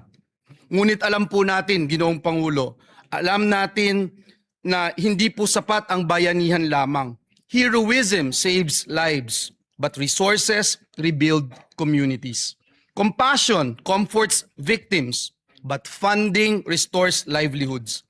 Kaya po kinakailangan nating tiyakin na ang lahat ng magagamit na pondo at suporta ng ating pamahalaan ay agad-agad na mapakilos upang mapabilis ang relief, rehabilitation, reconstruction at pagpapanumbalik ng kabuhayan sa mga apektadong lugar. Ginoong Pangulo, sa panahon po ng sakuna, nasusukat hindi lamang po ang tibay ng ating mga infrastruktura, kundi ang tibay ng ating pagkakaisa bilang isang bansa. Ngayon ang panahon upang patunayan na walang Pilipinong maiiwan. And for these reasons, Mr. President, I respectfully seek the support of our esteemed colleagues for the immediate passage, immediate adoption of this resolution. Marami pong salamat at pagpalain tayong lahat ng ating Panginoong Diyos. Senator Erwin Tulfo is recognized, then Senator Kiko Pangilinan. May we recognize as well Senator J.V. Ercito to And sponsor. Senator, we and then recognize, after which, sorry. yeah, we recognize Senator JV first for his Yes, I have a co-sponsorship. list. It's the Senator J.V. Ercito, Mr. President. After that, Senator Kiko Pangilinan and Senator Erwin Tulfo. And Senator Raffy Tulfo after. So we first recognize Senator JV Ercito. Thank you, Mr. President. Ginang Pangulo, mga kasamahan sa Senado at sa mga kababayan natin sa Mindanao, magandang umaga po. I rise today to co-sponsor proposed Senate Resolution number 447, a resolution urging the national government to take all necessary measures to ensure the availability of adequate funding and resources for the relief, rehabilitation, reconstruction, and recovery of communities affected by the recent devastating earthquake in Mindanao. Through the resolution, the Senate joins the nation in mourning and honoring the lives lost during the devastating earthquake that hit our brothers and sisters in Mindanao, particularly the province of Sarangani, South Cotabato, Davao Occidental, and Davao del Sur. 68 deaths were reported by the National Disaster Risk Reduction and Management Council, while 33 remain missing according to the latest reports made by the NDRRMC last Tuesday. Mr. President, ang mga buhay pong ito ay hindi numero lamang. These are lives and futures that were abruptly cut short by this disaster. Ang bawat isa sa kanila ay may pangalan, mayroong kwento, mayroong pangarap, at may mga mahal sa buhay na naiwan. Sila ay mga anak, asawa, kapatid, kaibigan, at mga mahal nating mga kababayan. Nakapanlulumo po ang mga larawan at video na nakita natin online. Ano pa kaya ang aktwal na pakiramdam at sitwasyon na dinadanas ng ating mga kababayan? Bilang magulang, nakakatakot isipin na malagay sa kaparehong sitwasyon ang aking mga anak. Nakita natin ang mga mag-aaral at maguro na napuno ng takot habang niyayanig ng lindol ang kanilang paaralan. Nakita natin ang ilan nating kababayan na wala nang magawa kung hindi tignan na lamang ang pagguho ng magusali at negosyo na kanilang pinagtrabahuhan at ipinundar. Bukod sa mga buhay na nasayang, maraming bahay ang nasira at maraming kabuhayan ang naapektuhan at nawala. Mr. President, this tragedy is a painful reminder that the country is so vulnerable to disasters and calamities, and that we have so much work to do in terms of disaster preparedness. Lalo na nating nakita ang kahalagan ng matatag na infrastruktura at sistema ng pagpaplano sa pagsasaayos ng ating mga komunidad. Resilience should not just be expected from our constituents, but should mean that our infrastructure systems and responses can withstand the wrath of nature. Sa ilalim ng liderato ni Senate President Win Gatchalian, mabilis na nakapag-abot ng paunang tulong ang Senado sa mapektadong komunidad. Subalit alam natin na hindi matatawaran ng kahit anong ayuda, donasyon o anumang halaga ang mga buhay na nawala at ang sakit ng trahedya na dinaranas ng mga naiwang pamilya. Kaya naman, nakikiisa ko sa panawagan na sa pamamagitan ng Senate Resolution na ito ay tiyakin ng ating pamahalaan ang agaran at pangmatagalang suporta para sa rehabilitasyon at pagbangon ng Mindanao. Bigyan natin ng malalim na kahulugan ang mga nawalang buhay sa pamamagitan ng pagtiyak na ang naiwan ay muling makapagsisimula. Ginoong Pangulo, gagawin natin ang ating tungkulin dito sa Senado. Bilang inyong bagong halal na chairman ng Committee on Finance, titiyakin natin na mayroong nakalaang suporta upang maibalik ang kaayusan, seguridad at dignidad ng pamumuhay ng mga kapatid natin sa Mindanao na lubhang naapektuhan ng sakuna. Maraming pagsubok na ang dinaanan ng ating bansa, maraming bagyo, lindol at iba pang kalamidad. At pandemya ang sumubok sa tibay ng sambayanang Pilipino. Sa mga panahong mahirap para sa ating mga kababayan, ang pagbangon, ipakita natin na mayroon silang maasahan na gobyerno at mga namumuno. Lubos po tayo nakikiramay sa mga pamilyang nawalan at nakikisa tayo sa buong Mindanao sa panahong ito ng pagdadalamhati. Pagbangon Mindanao, maraming salamat po. Maraming salamat, Senator GB. We recognize Senator Erwin Kiko Pangilinan.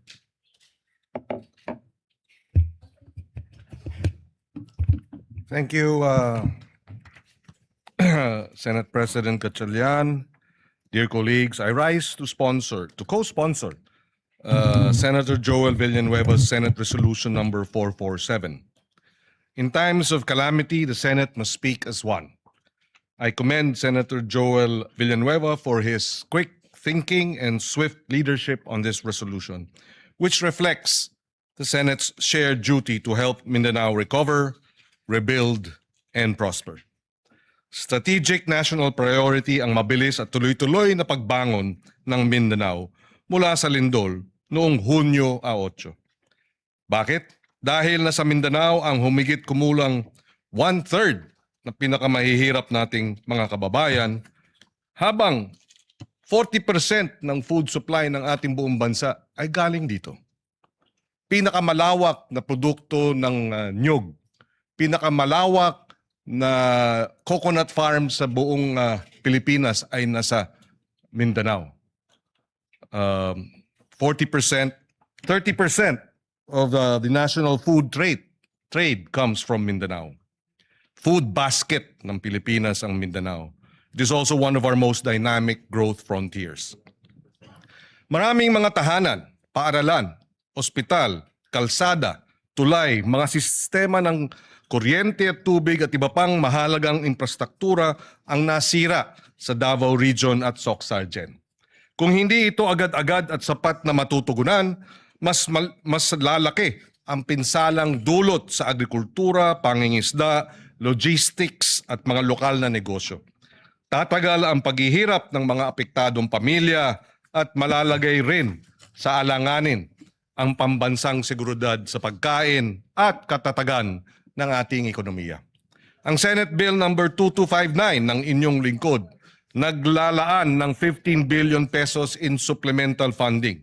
Nilalayon nito na maibalik ang mahahalagang serbisyong pampubliko, maisaayos at mapatatag ang mga kritikal na pasilidad at may bangon ang kabuhayan ng ating mga magsasaka, mangingisda, manggagawa, maliliit na negosyo, lahat lubhang apektado ng lindol.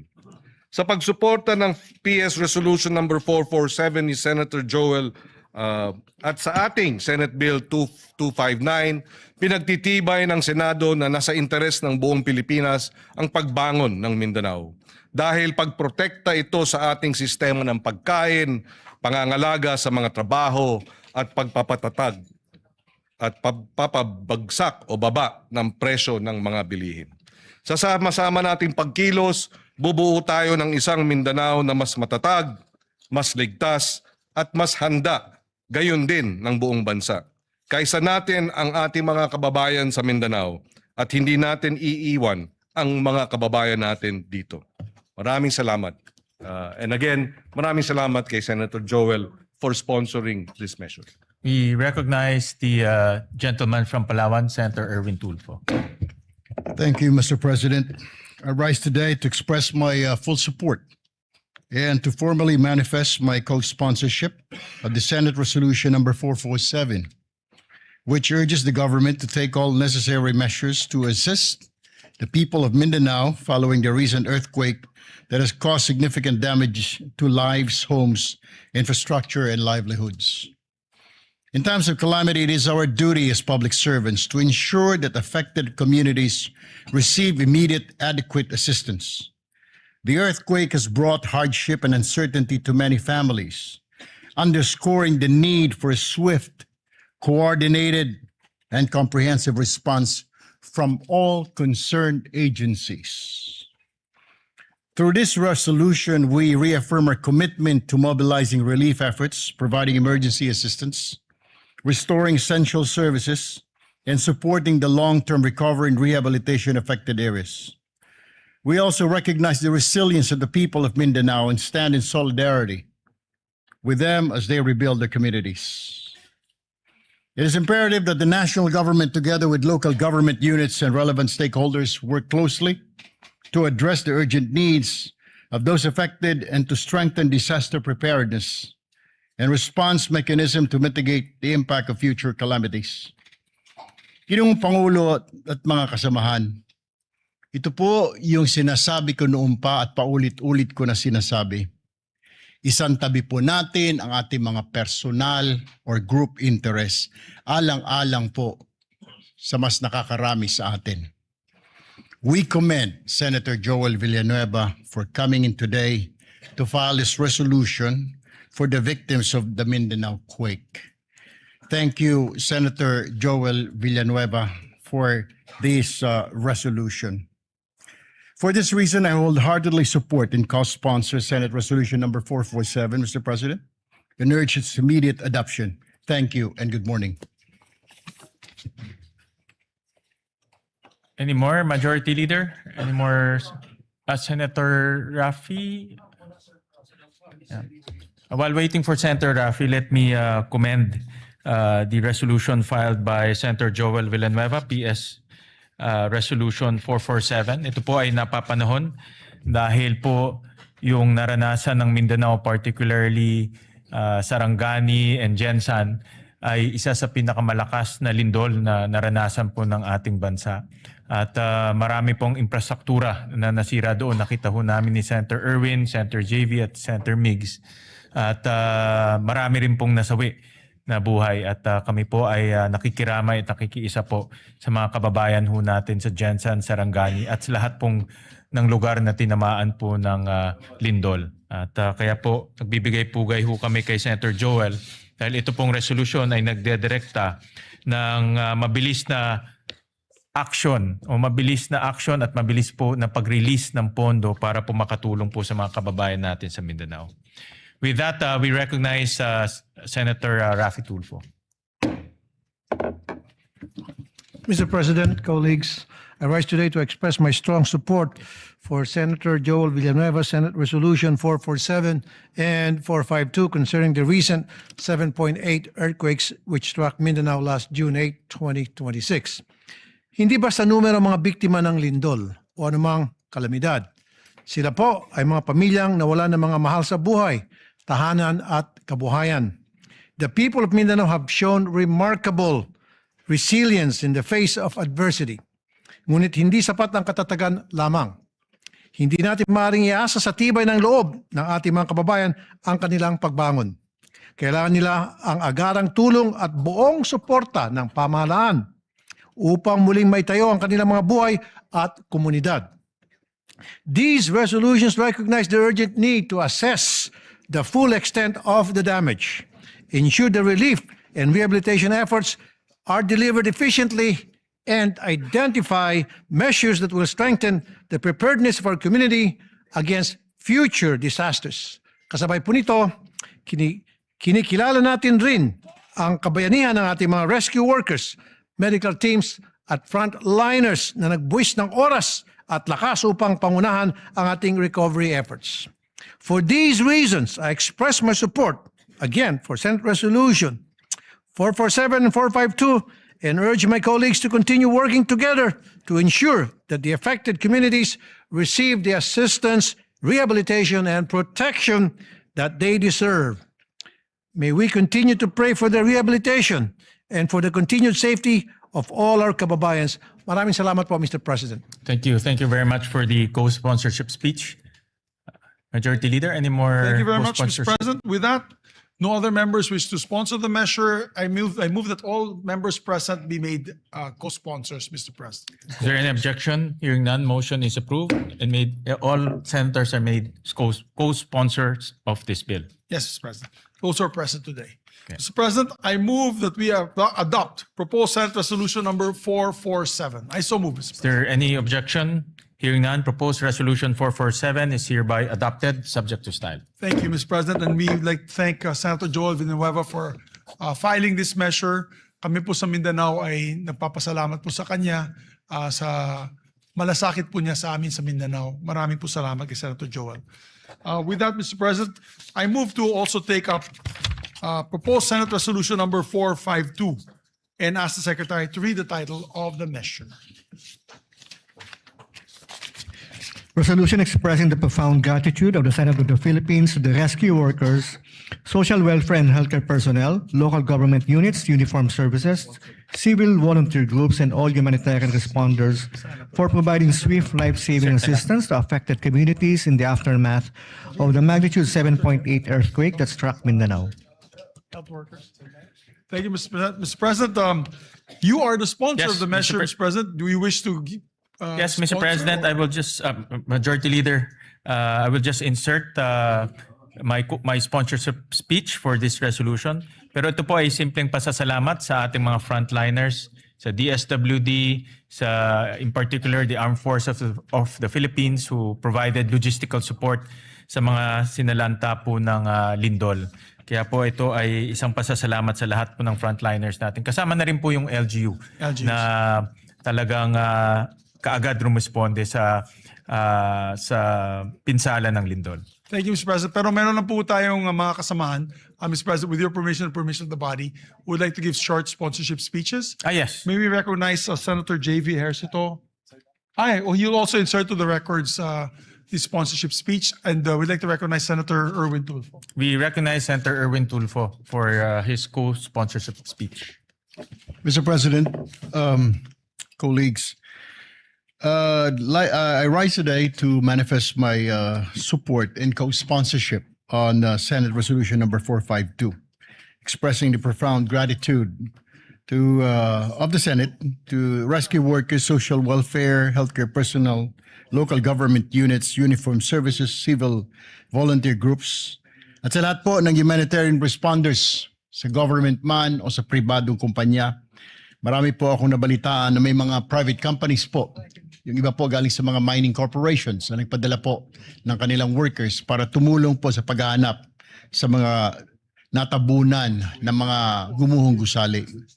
Therefore, Mr. President, this resolution would like to express my support to thank all those involved, including the local government units who were there at the very first instance, the first responders to go around to check their constituents. Maraming salamat po sa inyo. Thank you, Mr. President. Yeah, muli, nagpapasalamat ho kami sa ngalan po ng Senado. Nagpapasalamat ho kami sa ating mga rescue workers, social welfare and healthcare personnel, local government units, uniformed services, kasama na po ang Armed Forces of the Philippines, civil volunteer groups, and all humanitarian responders. Maraming salamat po. Yes, maraming salamat po, Mr. President.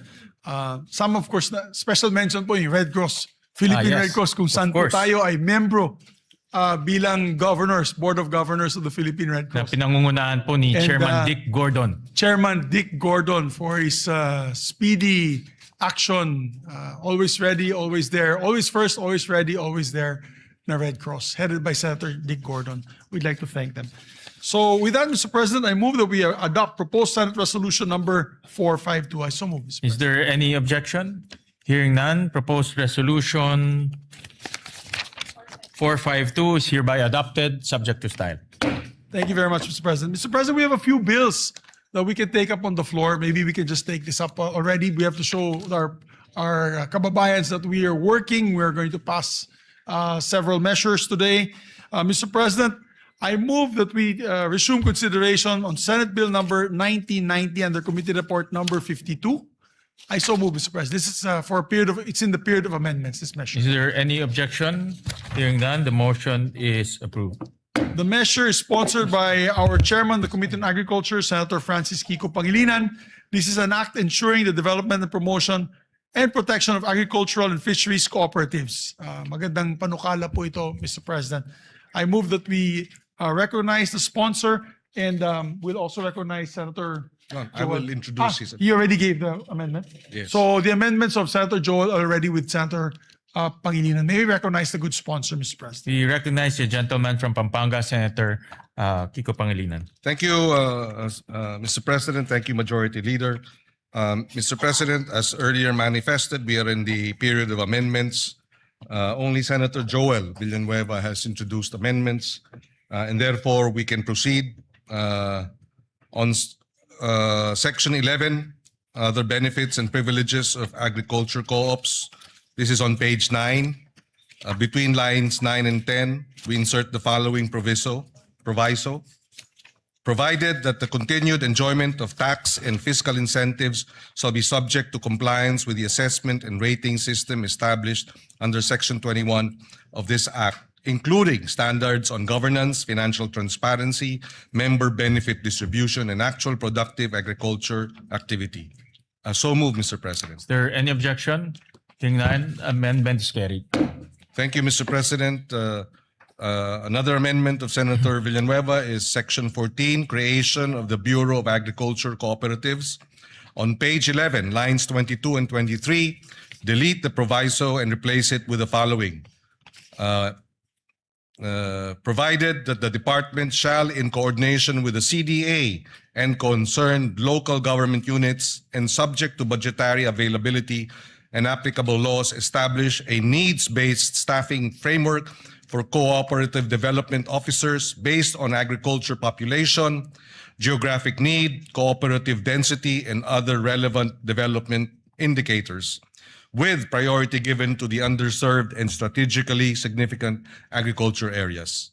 And therefore, the second paragraph of Section 14 will now read, it shall be a line bureau and headed by a bureau director.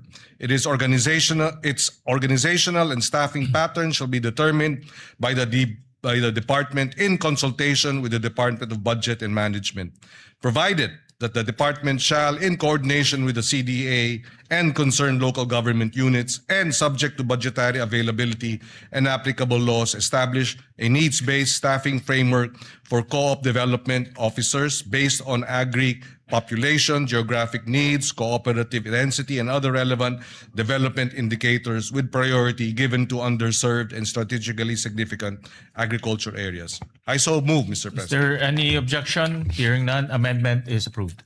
Thank you, Mr. President.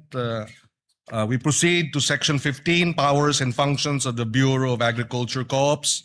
On page 12, between line 19 and 20, insert a new paragraph to read, the Bureau shall exercise its powers and functions in a manner complementary to and not duplicative of the powers and functions of the CDA under applicable laws.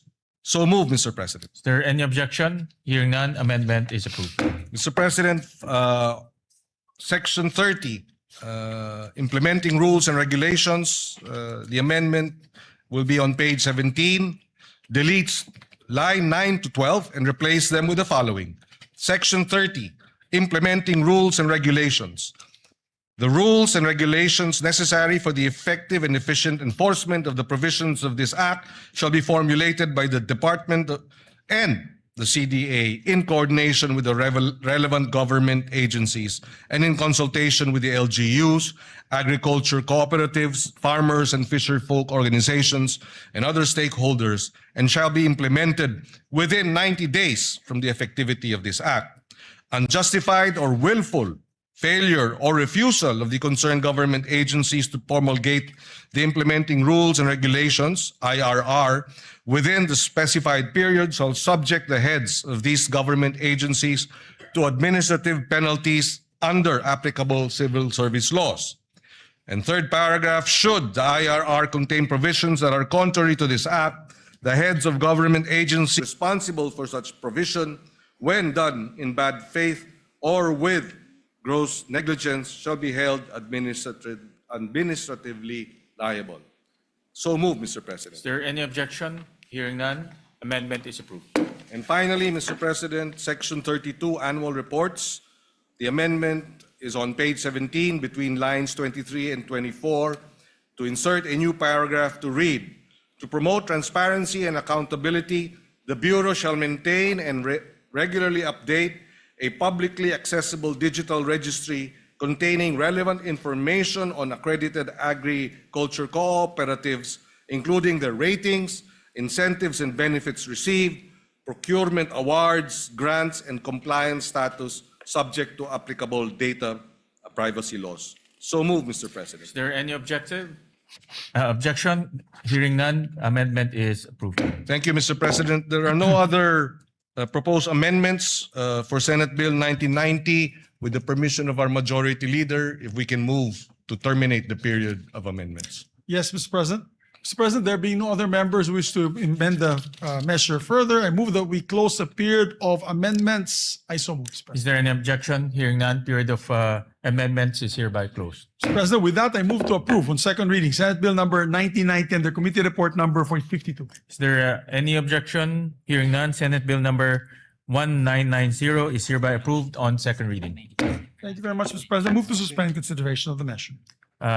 Consideration is hereby suspended. Mr. President, we are in receipt of a bicameral conference committee report on the disagreeing provisions of Senate Bill number 1894 and House Bill number 8476, or the amendments to the Universal Access to Quality Tertiary Education Act, which has been filed with the Bills and Index last June 3, 2026, and was ratified by the House of Representatives on the same date.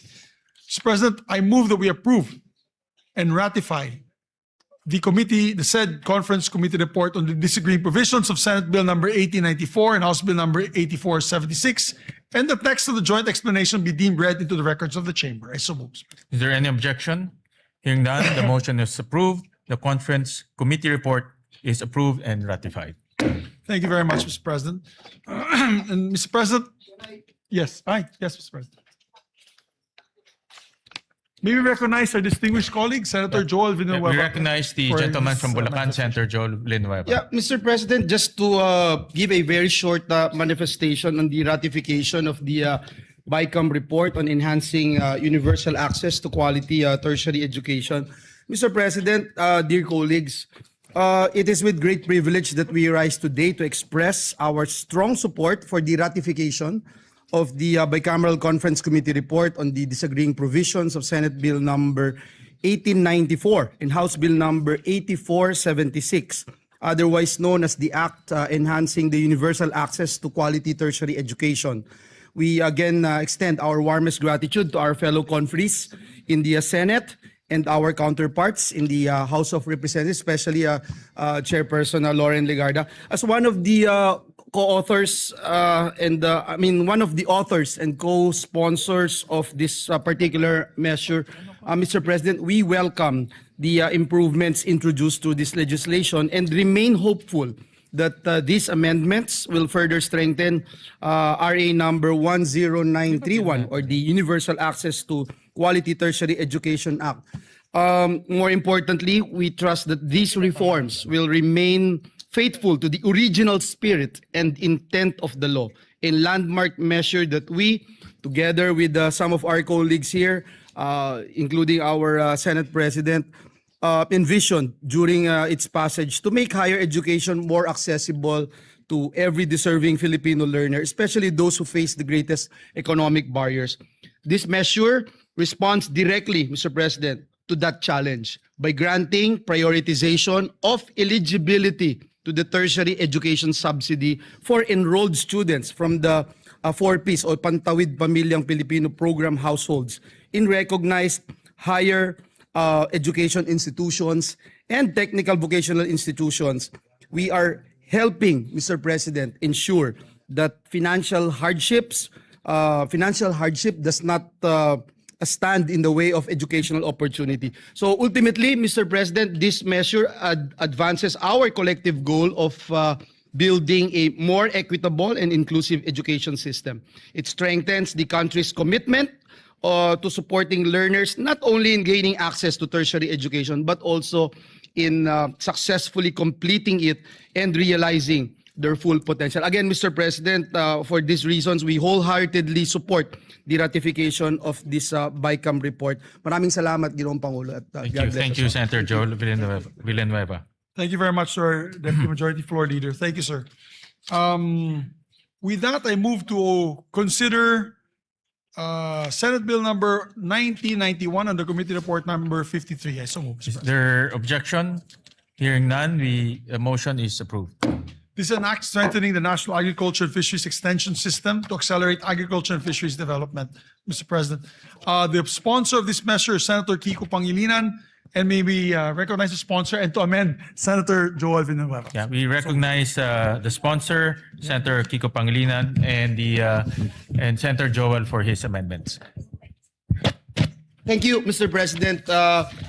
If I may, Mr. President, with the permission of our chairperson, on page 5, this representation would like to propose that we delete lines 24 and 25 and replace them with the following. The roadmap shall contain, among others, measurable performance indicators, annual implementation targets, monitoring and evaluation mechanisms, periodic review provisions, and annual projected budgetary requirements, including the establishment of the local development hub. The rationale, Mr. President, is that this proposed amendment strengthens the second paragraph of Section 6 by expanding the required contents of the roadmap to promote accountability, guide implementation, and ensure measurable outcomes in the delivery of agricultural and fisheries extension programs. I submit to the wisdom of our chairperson. Your What Honor. does the sponsor say? Accepted, Mr. you. President. Is there any objection? Hearing none, amendment is approved. Thank you, Mr. President. On page 6, line 9, after the word act and before the period, insert the following. And other applicable laws, and without diminution of vested rights, benefits, and security of tenure of affected personnel. So the paragraph, Mr. President, will now read as follows. The Secretary is also authorized to reorganize the department's internal offices to determine if existing ones, in the interest of economy and efficiency, need to be integrated into the establishment of the BAX, subject to the provisions of Republic Act number 12231 or the Government Optimization Act and other applicable laws, and without diminution of vested rights, benefits, and security of tenure of affected personnel. I so move, Mr. President, if it is acceptable to our What dear does the colleagues. sponsor say? Wholeheartedly accepted, Mr. President. Is there any objection? Hearing none, amendment is approved. Thank you, Mr. President. Mr. President, on page 7, between lines 10 and 11, insert a new paragraph. The Technical Education and Skills Development Authority, or TESDA, shall assist the BAEX in the development and implementation of technical, vocational, competency-based, and certification programs for AEWs, farmers, and fisherfolk, consistent with its mandate and subject to existing laws, rules, and regulations. I so move, Mr. President. Is there any objection? What does the sponsor say? If it is accepted. Yes, being the test naman, Mr. President, we accept fully and wholeheartedly this amendment. Any objection? Hearing none, the amendment is approved. Thank you again, Mr. President, to our sponsor. On page 10, line 14, after the period, insert the following sentence. For this purpose, the BAEX shall submit to the COCAFAM an annual report on the implementation of this act, including fund utilization, performance outcomes, progress in achieving the targets under the roadmap, and key implementation challenges. I submit to the wisdom of the chairperson. What does the sponsor say? Accepted, Mr. President. Thank you again, Mr. Any objection? Hearing none, amendment is approved. Mr. President, last but not the least, on page 10, delete lines 15 to 21 and replace them with the following. Section 19, implementing rules and regulations. The rules and regulations necessary for the effective and efficient enforcement of the provisions of this act shall be formulated by the department in coordination with the CHED, relevant national government agencies, LGUs, SUCs, and private sector, the private sector, farmers and fisherfolk organizations, civil society organizations, and other stakeholders, and shall be implemented within 90 days from the effectivity of this act.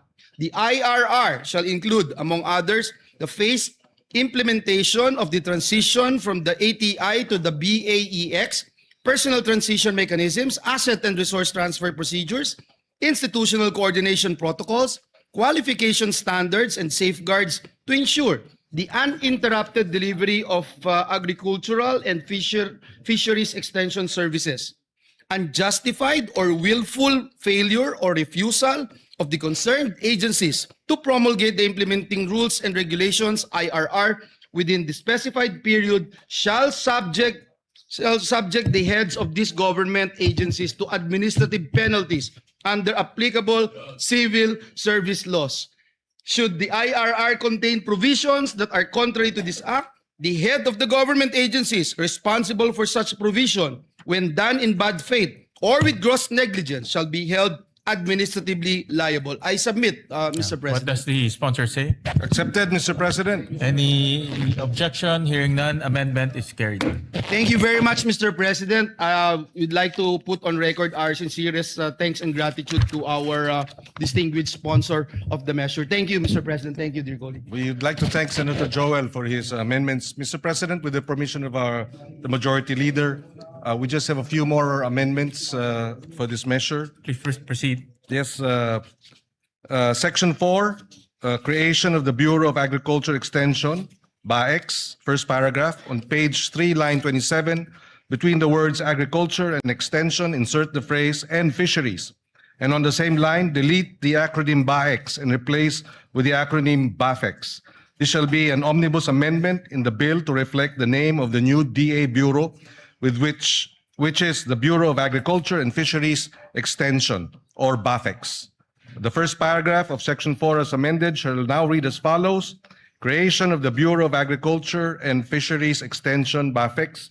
The Agriculture Training Institute is hereby transformed and strengthened into the Bureau of Agriculture and Fisheries Extension, hereinafter referred to as the BAFEX. It shall be a line bureau in the Department of Agriculture under the supervision of the Undersecretary for Operations. As a line bureau, it shall maintain physical offices at the national, regional, provincial, and municipal levels. So moved, Mr. President. Any objection? Hearing none, amendment is approved. On the same Section 4, second paragraph, on page 4, line 4, after the word section, delete the number 8 and replace with number 9. And it shall now read as follows. The BAFEX shall be headed by a bureau director with 2 assistant directors at the national level who shall head the Technical Services and Administration and Finance Service. Technical Service and Administration and Finance Service, respectively. It shall further be comprised of such other personnel nationwide as indicated in the plantilla under Section 9. So moved, Mr. President. Is there any objection? Hearing none, amendment is approved. Thank you, Mr. President. Section 9, plantilla of BAFEX personnel. First paragraph. On page 6, line 25 to 31. Starting from the word agriculture, on line 25, delete the rest of the paragraph ending with the word country on line 31 and replace with the following. Director, Provincial Agriculture Extension Officer, Assistant PAEO, and Agriculture Extension Workers, AEWs. The department shall provide the details of the plantilla reflecting a minimum of 3 AEWs in every municipality in the country. The first paragraph of Section 9 shall now read as follows. Section 9, plantilla of BAFEX personnel. There shall be a plantilla of positions in the BAFEX, namely Bureau Director, 2 Assistant Directors, Regional Director, Provincial Agriculture Extension Officer, PAEO, Assistant PAEO, and Agriculture Extension Workers, AEWs. The department shall provide the details of the plantilla reflecting a minimum of 3 AEWs in every municipality in the country. So moved, Mr. President. Is there any objection? Hearing none, amendment is approved. Section 9, third paragraph. On page 7, delete the entire paragraph on lines 5 and 6 and replace with the following paragraph. The basic salary grade for Agriculture 1 shall be salary grade 13 in the government salary grade scale, consistent with Republic Act 12215 or the Philippine Agriculturist Act. So moved, Mr. President. Is there any objection? Hearing none, amendment is approved. Mr. President, on page 7, delete lines 15 to 16 and replace with agriculture officers, workers shall be entitled to appropriate representation allowance and traveling allowance, RATA, in accordance with existing regulations. So moved, Mr. President. Is there any objection? Hearing none, amendment is approved. Penultimate amendment, Section 16 on appropriations, first paragraph on page 9, line 25. After the word for, delete the word personal and replace with personnel. The first paragraph of Section 16 shall now read as follows. Section 16, appropriation for the first year of implementation of this act the amount of 10 billion pesos shall be appropriated for personnel services and operation and capital budget requirements of BAFEX. It shall be sourced out of the total budget of the department. So moved, Mr. President. Is there any objection? Hearing none, amendment is approved. And finally, on the title of the bill, the following, the omnibus amendment approved earlier. The title shall now read as follows. An act strengthening the National Agriculture and Fisheries Extension System to accelerate agriculture and fisheries development, creating the Bureau of Agriculture and Fisheries Extension, BAFEX, and appropriating funds therefore. Subject to style, Mr. President, so moved. Is there any objection? Hearing none, amendment is approved, subject to style. Thank you, Mr. President. There are no other amendments. With the permission of the Majority Leader, I move to terminate the period of amendments. Thank you very much, Mr. President. With that, no other member wishes to make any further amendments. I move to close the period of amendments. Is there any objection? Hearing none, period of amendments hereby closed. Mr. President, I move to approve on second reading Senate Bill number 1991 under Committee Report number 53. Is there any objection? Hearing none, Senate Bill number 1991 is hereby approved on second reading. Thank you, Mr. President. Move to suspend consideration. Thank you, of the Mr. measure. President. Consideration of Senate Bill number 1991 is hereby suspended. And we'd like to congratulate the distinguished colleague for that.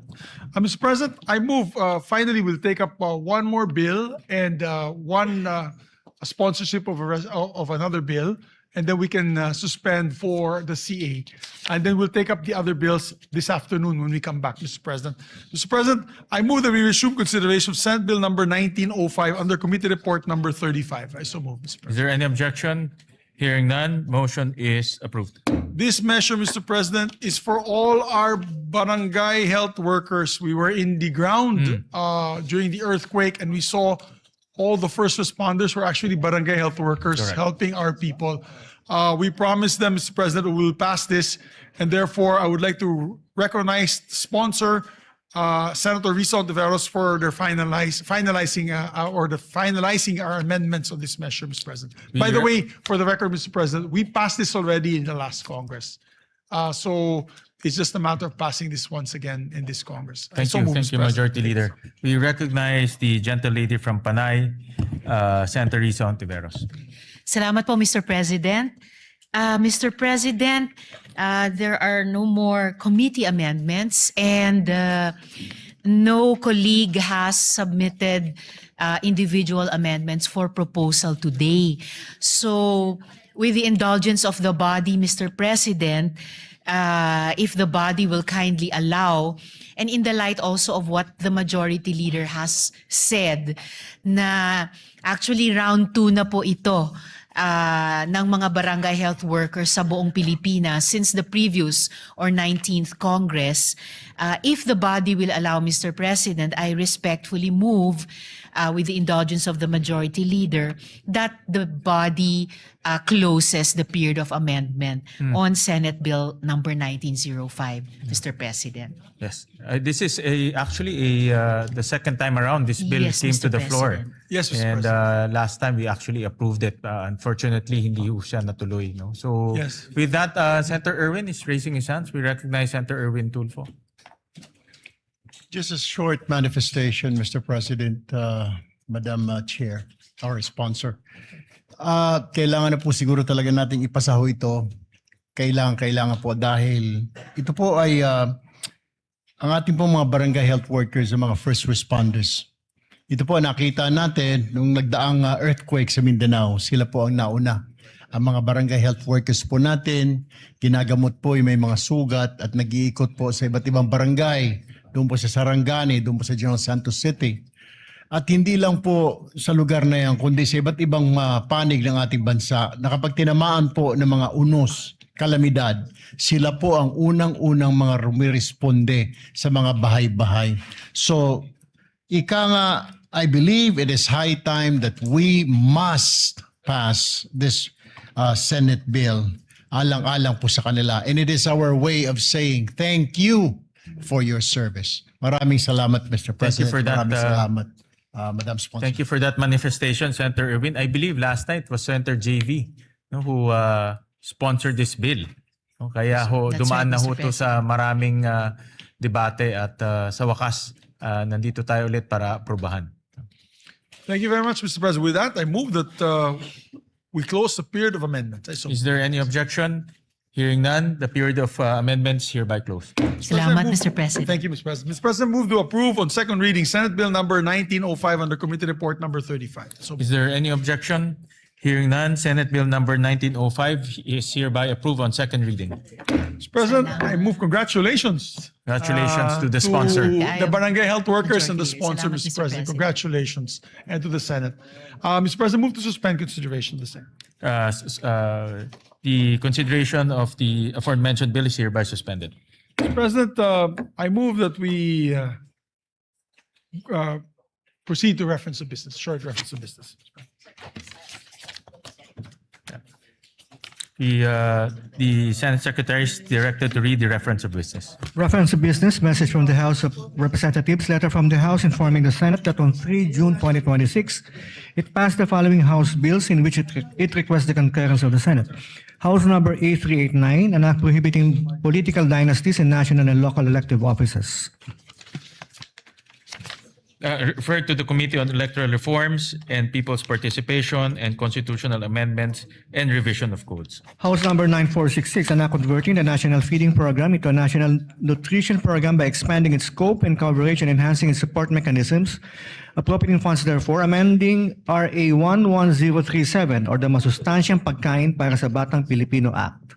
Referred to the Committees on Basic Education, Agriculture, Food and Agrarian Reform, Ways and Means, and Finance. Committee Report 71, jointly by the Committees on Basic Education, Agriculture, Food and Agrarian Reform, and Finance, on Senate number 2272, with Senators Tulfo R, Pangilinan, Marcos, Estrada, Villanueva, Lapid, Villar M, Aquino, Ejercito, Tulfo E, and Villar C as authors. An act strengthening and expanding the National Nutrition Program, amending for the purpose Republic Act number 11037, otherwise known as the Masustansyang Pagkain para sa Batang Pilipino Act, appropriating funds therefore, recommending approval in substitution of Senate numbers 87, 219, 431, 902, 1145, 1192, 1207, 1312, 1375, 1471, and 1767. Sponsor, Senator Aquino. To the calendar for ordinary business. Majority Leader. Oo nga. Pwede rin na.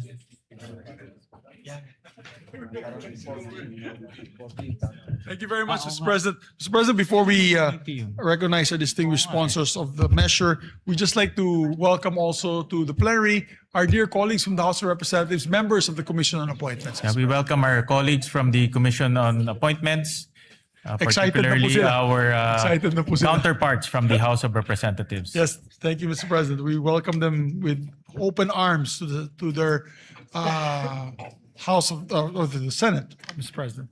Mr. President, I move that we transfer to the calendar ordinary business special orders. Senate Bill number, it's not in my list. 2272. 2272, Mr. President. I so move. Is there any objection? Hearing none, the motion is approved. Mr. President, I move that we consider Senate Bill number 2272 and ask the Secretary to read the title of the measure.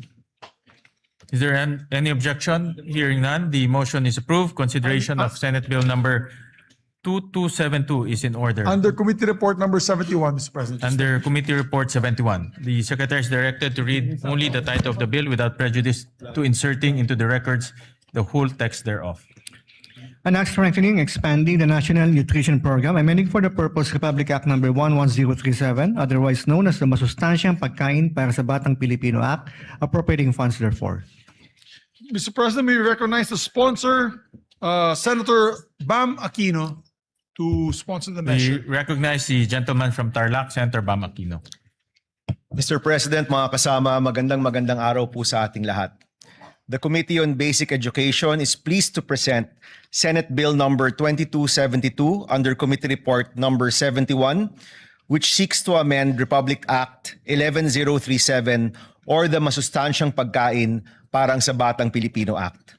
Nais po natin pasalamatan ang ating mga kasamahan sa komite, ang EDCOM 2 at ang iba't ibang ahensya na katuwang natin sa pagsulong ng panukalang ito.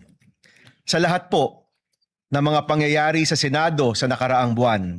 Ang reformang ito na para sa kabataang nangangailangan at para sa kabataang nagugutom ang isa po sa nakapanghihinayang po talaga na naantala ng ilang linggo. Mr. President, mahalagang tugunan po ang matagal ng issue ng stunting sa kabataang Pilipino. Ayon po sa ulat ng EDCOM 2, sa loob ng 20 taon mula year 2000 hanggang 2020, nananatili ang problema ng stunting sa ating kabataan. Currently, 26.7% of Filipino children under 5 years old are stunted. Ibig sabihin po, isa sa bawat 4 na kabataan ay hindi naaabot ang kanilang tunay na potensyal. They will carry the lifelong burden of undernutrition. Hindi po natin malulutas ang krisis sa edukasyon kung hindi po natin tututukan ang isa sa mga ugat nito, ang kakulangan sa nutrisyon na nagsisilbing hadlang upang epektibong matuto ang mga estudyanteng Pilipino. Ang ating pong panukala ngayon ay hindi lamang isang feeding program. Ito po ay reforma sa edukasyon, isa pong public health strategy at isa pong hakbang sa pagpapaunlad ng human capital ng ating bansa. Meron pong matatag na ugnayan sa pagitan ng nutrisyon at edukasyon. Ang isang gutom na bata ay hindi makakapag-focus. Ang isang malnourished na utak ay nahihirapan na maalala ang pinag-aralan sa eskwelahan. Ang expanded National Nutrition Program na ito ay tutugon sa isa sa pinakamalaking reformang kinakailangan ng ating sistema sa edukasyon. Noong ating pong unang termino, tayo rin po yung nag-sponsor ng RA 11037. Ngunit sa halos isang dekada ng implementasyon, nakita rin po natin ang mga gap o puwang sa sistema. Our goal today is to bridge those gaps through 3 major reforms. Una po, sa ilalim ng ating bagong expanded National Nutrition Program, magkakaroon ng life stage approach mula sa tamang nutrisyon ng buntis na mga nanay hanggang sa mga sanggol, sa mga toddler, hanggang sa mga school-age children, hanggang sa mga kabataan sa high school. Ibig sabihin po, sa lahat ng essential developmental stages ng ating kabataan, meron pong masustansyong pagkain para sa mga nangangailangan. Ginagawa rin po nating universal ang feeding para sa lahat ng batang nasa kinder to grade 3. Ibig sabihin po, lahat ng mga bata sa kinder to grade 3 sa ating public school ay makakakuha ng masustansyang pagkain. Isa po ito sa pinakamahalagang hakbang at pinakamalaking reforma para tugunan ang krisis sa nutrisyon at sisiguraduhin po natin na tuloy-tuloy ang pag-aalaga. Pangalawa, malinaw na accountability at data governance. Nililinaw rin po ng panukalang ito ang mga tungkulin ng DOH, DSWD, DepEd, NNC, DILG at iba't iba pang mga ahensyang patungo sa nutrisyon ng ating kabataan. Sa pamamagitan po nito, may iwasan ng overlap at masisigurado na may nakatutok sa nutrisyon ng bata sa bawat edad. Sisimulan din po ang isang Universal Health Record or UHR. Sa pamamagitan ng tama at updated na data tungkol sa nutrisyon, mas madali rin pong matututukan at mababantayan ang paglaki ng bawat bata mula barangay hanggang sa paaralan. Pangatlo po, ang pag-uugnay sa lokal na produksyon. Isa pong pinaglaban din po ni Senator Kiko Pangilinan. Ang pagtugon sa malnutrition ay tugon din po sa kahirapan ng ating mga magsasaka at mangingisda, ang ating food producers. Bibigyan natin ng prioridad ang freshly prepared hot meals at local procurement. Sa pamamagitan po ng diretsong pagbili sa mga lokal na magsasaka at mangingisda, sisiguro rin po natin ang kanilang kabuhayan.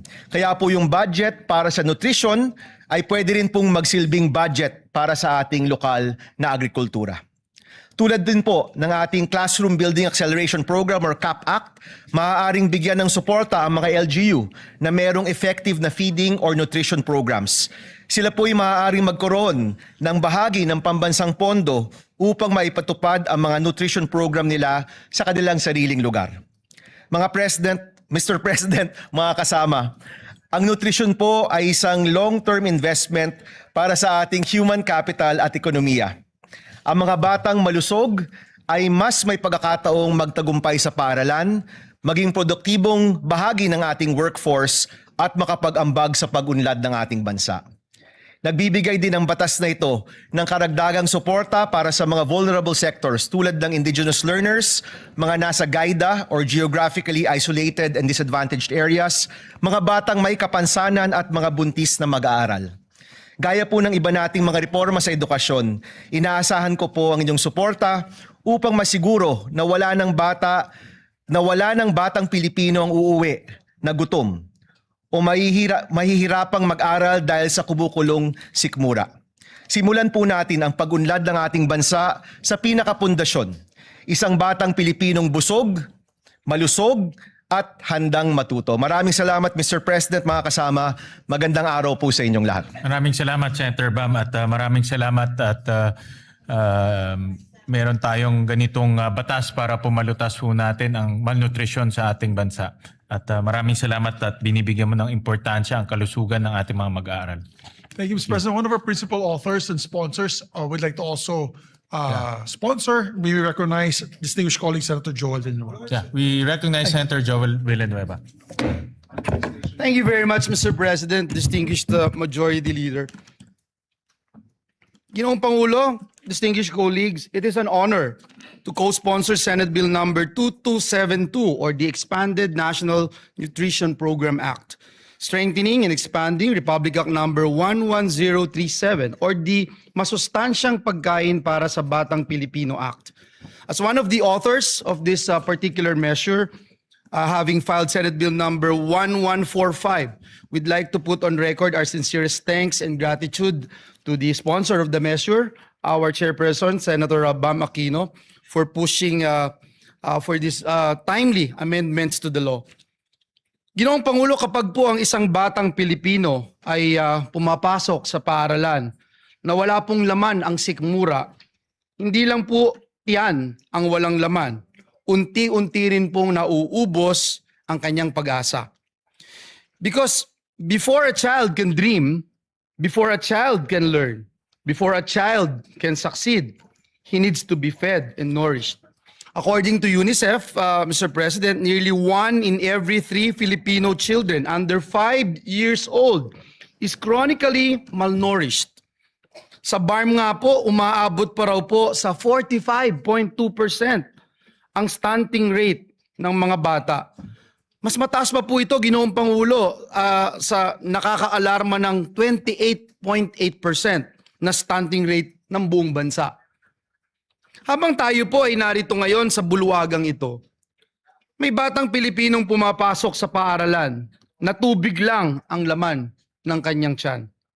May batang hirap na mag-concentrate sa klase dahil siya po ay gutom. At may mga magulang na pinipiling huwag kumain para lang may maihain naman para sa kanilang mga anak. Mr. President, the 2022 PISA results also showed that more than 1/3 Filipino students reported not eating at least once a week because of financial hardship. Hindi po simpleng statistics ito, Ginoong Pangulo.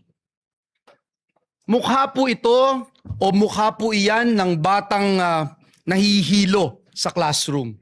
Mukha po yan ng batang unti-unting na pag-iiwanan. Hence, Mr. President, we fully support this measure which recognizes that hunger is not really a food problem. It is an education problem. It is a health problem. It is a poverty problem. Mr. President, distinguished colleagues, the true measure of a nation is how it treats its children. Kung gusto po nating magkaroon ng matatag na ekonomiya, dekalidad na edukasyon at produktibong mamamayan, magsimula po tayo sa pinakapayak ngunit pinakamahalagang pangangailangan, ang masustansyang pagkain. Kaya naman po sa panukalang batas na ito ay laban po ito sa kontragutom, laban kontra gutom, laban kontra stunting, laban kontra kahirapan at laban para sa kinabukasan ng bawat batang Pilipino. Naniniwala po tayo, Ginoong Pangulo, na kapag busog ang bata, mas malakas at mas ganado po siyang mangarap. Mas handa po siyang matuto at mas handa po siyang lumaban sa buhay. At kapag ang batang Pilipino ay lumaking malusog, ang buong bayan po ang aangat. Dahil walang batang Pilipino ang dapat matulog na gutom at walang batang Pilipino ang dapat mangarap ng walang laman ng tiyan. Muli, Ginoong Pangulo, maraming salamat at pagpalain po tayong lahat ng ating Panginoong Diyos. Maraming salamat, Senator Joel Villanueva. We recognize the gentleman from Pampanga, Senator Kiko Pangilinan. Maraming salamat, Mr. President. Just a quick manifestation. We will submit our co-sponsorship speech for this measure. We congratulate Senator Bam Aquino for marshalling this through. Nung nakaraang 2 kampanya po natin ay pagkain at gutom ang ating tinututukan. Kaya ito'y isa sa mga mahalagang panukalang batas na dapat lamang ay maipasa kaagad. Isang pondo, Mr. President, 4 ang tinutugunan. Kahirapan, kalusugan, edukasyon, at agrikultura at pangingisda, Mr. President. 4 ang tinutugunan, 1 pondo, Mr. President. Hindi lang gutom ng ating mga kababayan, ang ating mga anak, pati ang gutom ng ating mga magsasaka at mangingisda na maibenta ng tama ang kanilang ani at huli para gumanda ang kanilang kita, matutugunan din ng panukalang ito. Kaya we will submit our co-sponsorship speech, and we thank Senator Bam Aquino for marshalling this measure. Maraming salamat, Mr. President. Thank you. Very much. We also recognize the gentleman from Palawan, Senator Erwin Tulfo. Mr. President, distinguished colleagues, I rise today to manifest my full support on Senator Bam Aquino's bill and formally co-sponsor the bill on the expanded National Nutrition Program under Committee Report number 71. Section 15, Article 2 of our 1987 Constitution explicitly mandates that the state shall protect and promote the right to health of the people. Yet, despite our past legislative efforts, we are cognizant of the stark reality that child malnutrition remains a formidable crisis in our country.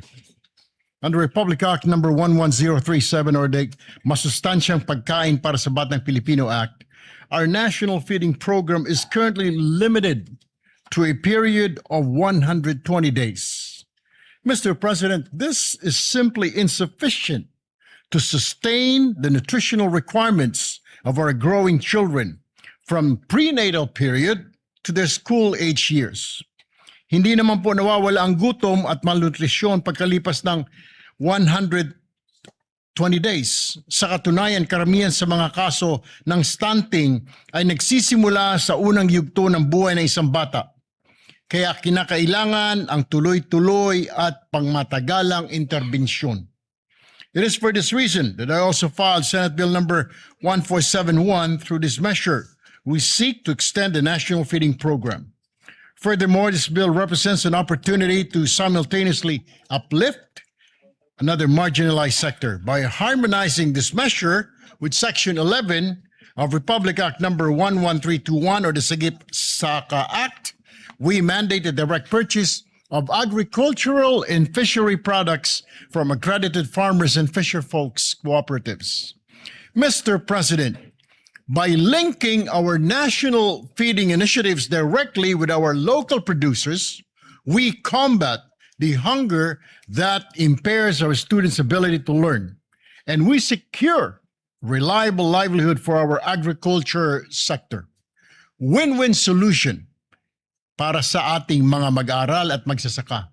I therefore co-sponsor this vital measure and earnestly urge my distinguished colleagues to please support its swift passage. Maraming salamat po, Mr. President. Majority Leader. Thank you very much, Mr. President. Mr. President, we congratulate the sponsors for this timely measure. We were talking about it with the Senate President, really quick, just a quick manifestation. We have one of the shortest populations in Southeast Asia. There was a study recently made, and I read about it. Short in height, Mr. President, because of stunting due to malnourishment and malnutrition. And the fact is that we're a basketball-loving country. So if we do not address this, sayang naman yung pagmamahal natin sa basketball. As a matter of fact, nilampasan na po tayo ng leaps and bounds ng Vietnam and Thailand the children's height or the height average of Vietnam and Thailand, matatangkad na sila. Because early on, they had promoted the school feeding program and nutrition program. So I'd like to thank Senator Joel Villanueva and Senator Bam Aquino for this measure, Mr. President, and we hope to pass this as soon as possible time. Majority Leader, Yes, with Mr. just a short manifestation, with the intervention of the Senate, Senator Bam, and the rest of our colleagues, we managed to increase the feeding program in DepEd to 28 billion pesos. So right now, ang target this year is to have universal feeding for kindergarten, grade 1, for 180 days. No? So araw-araw mapapakain na sila. And this bill bodes well with that budget because we need to institutionalize that. No? And kaya timely ho itong bill na ito para ma-institutionalize yung budget na inilagay ho natin. No?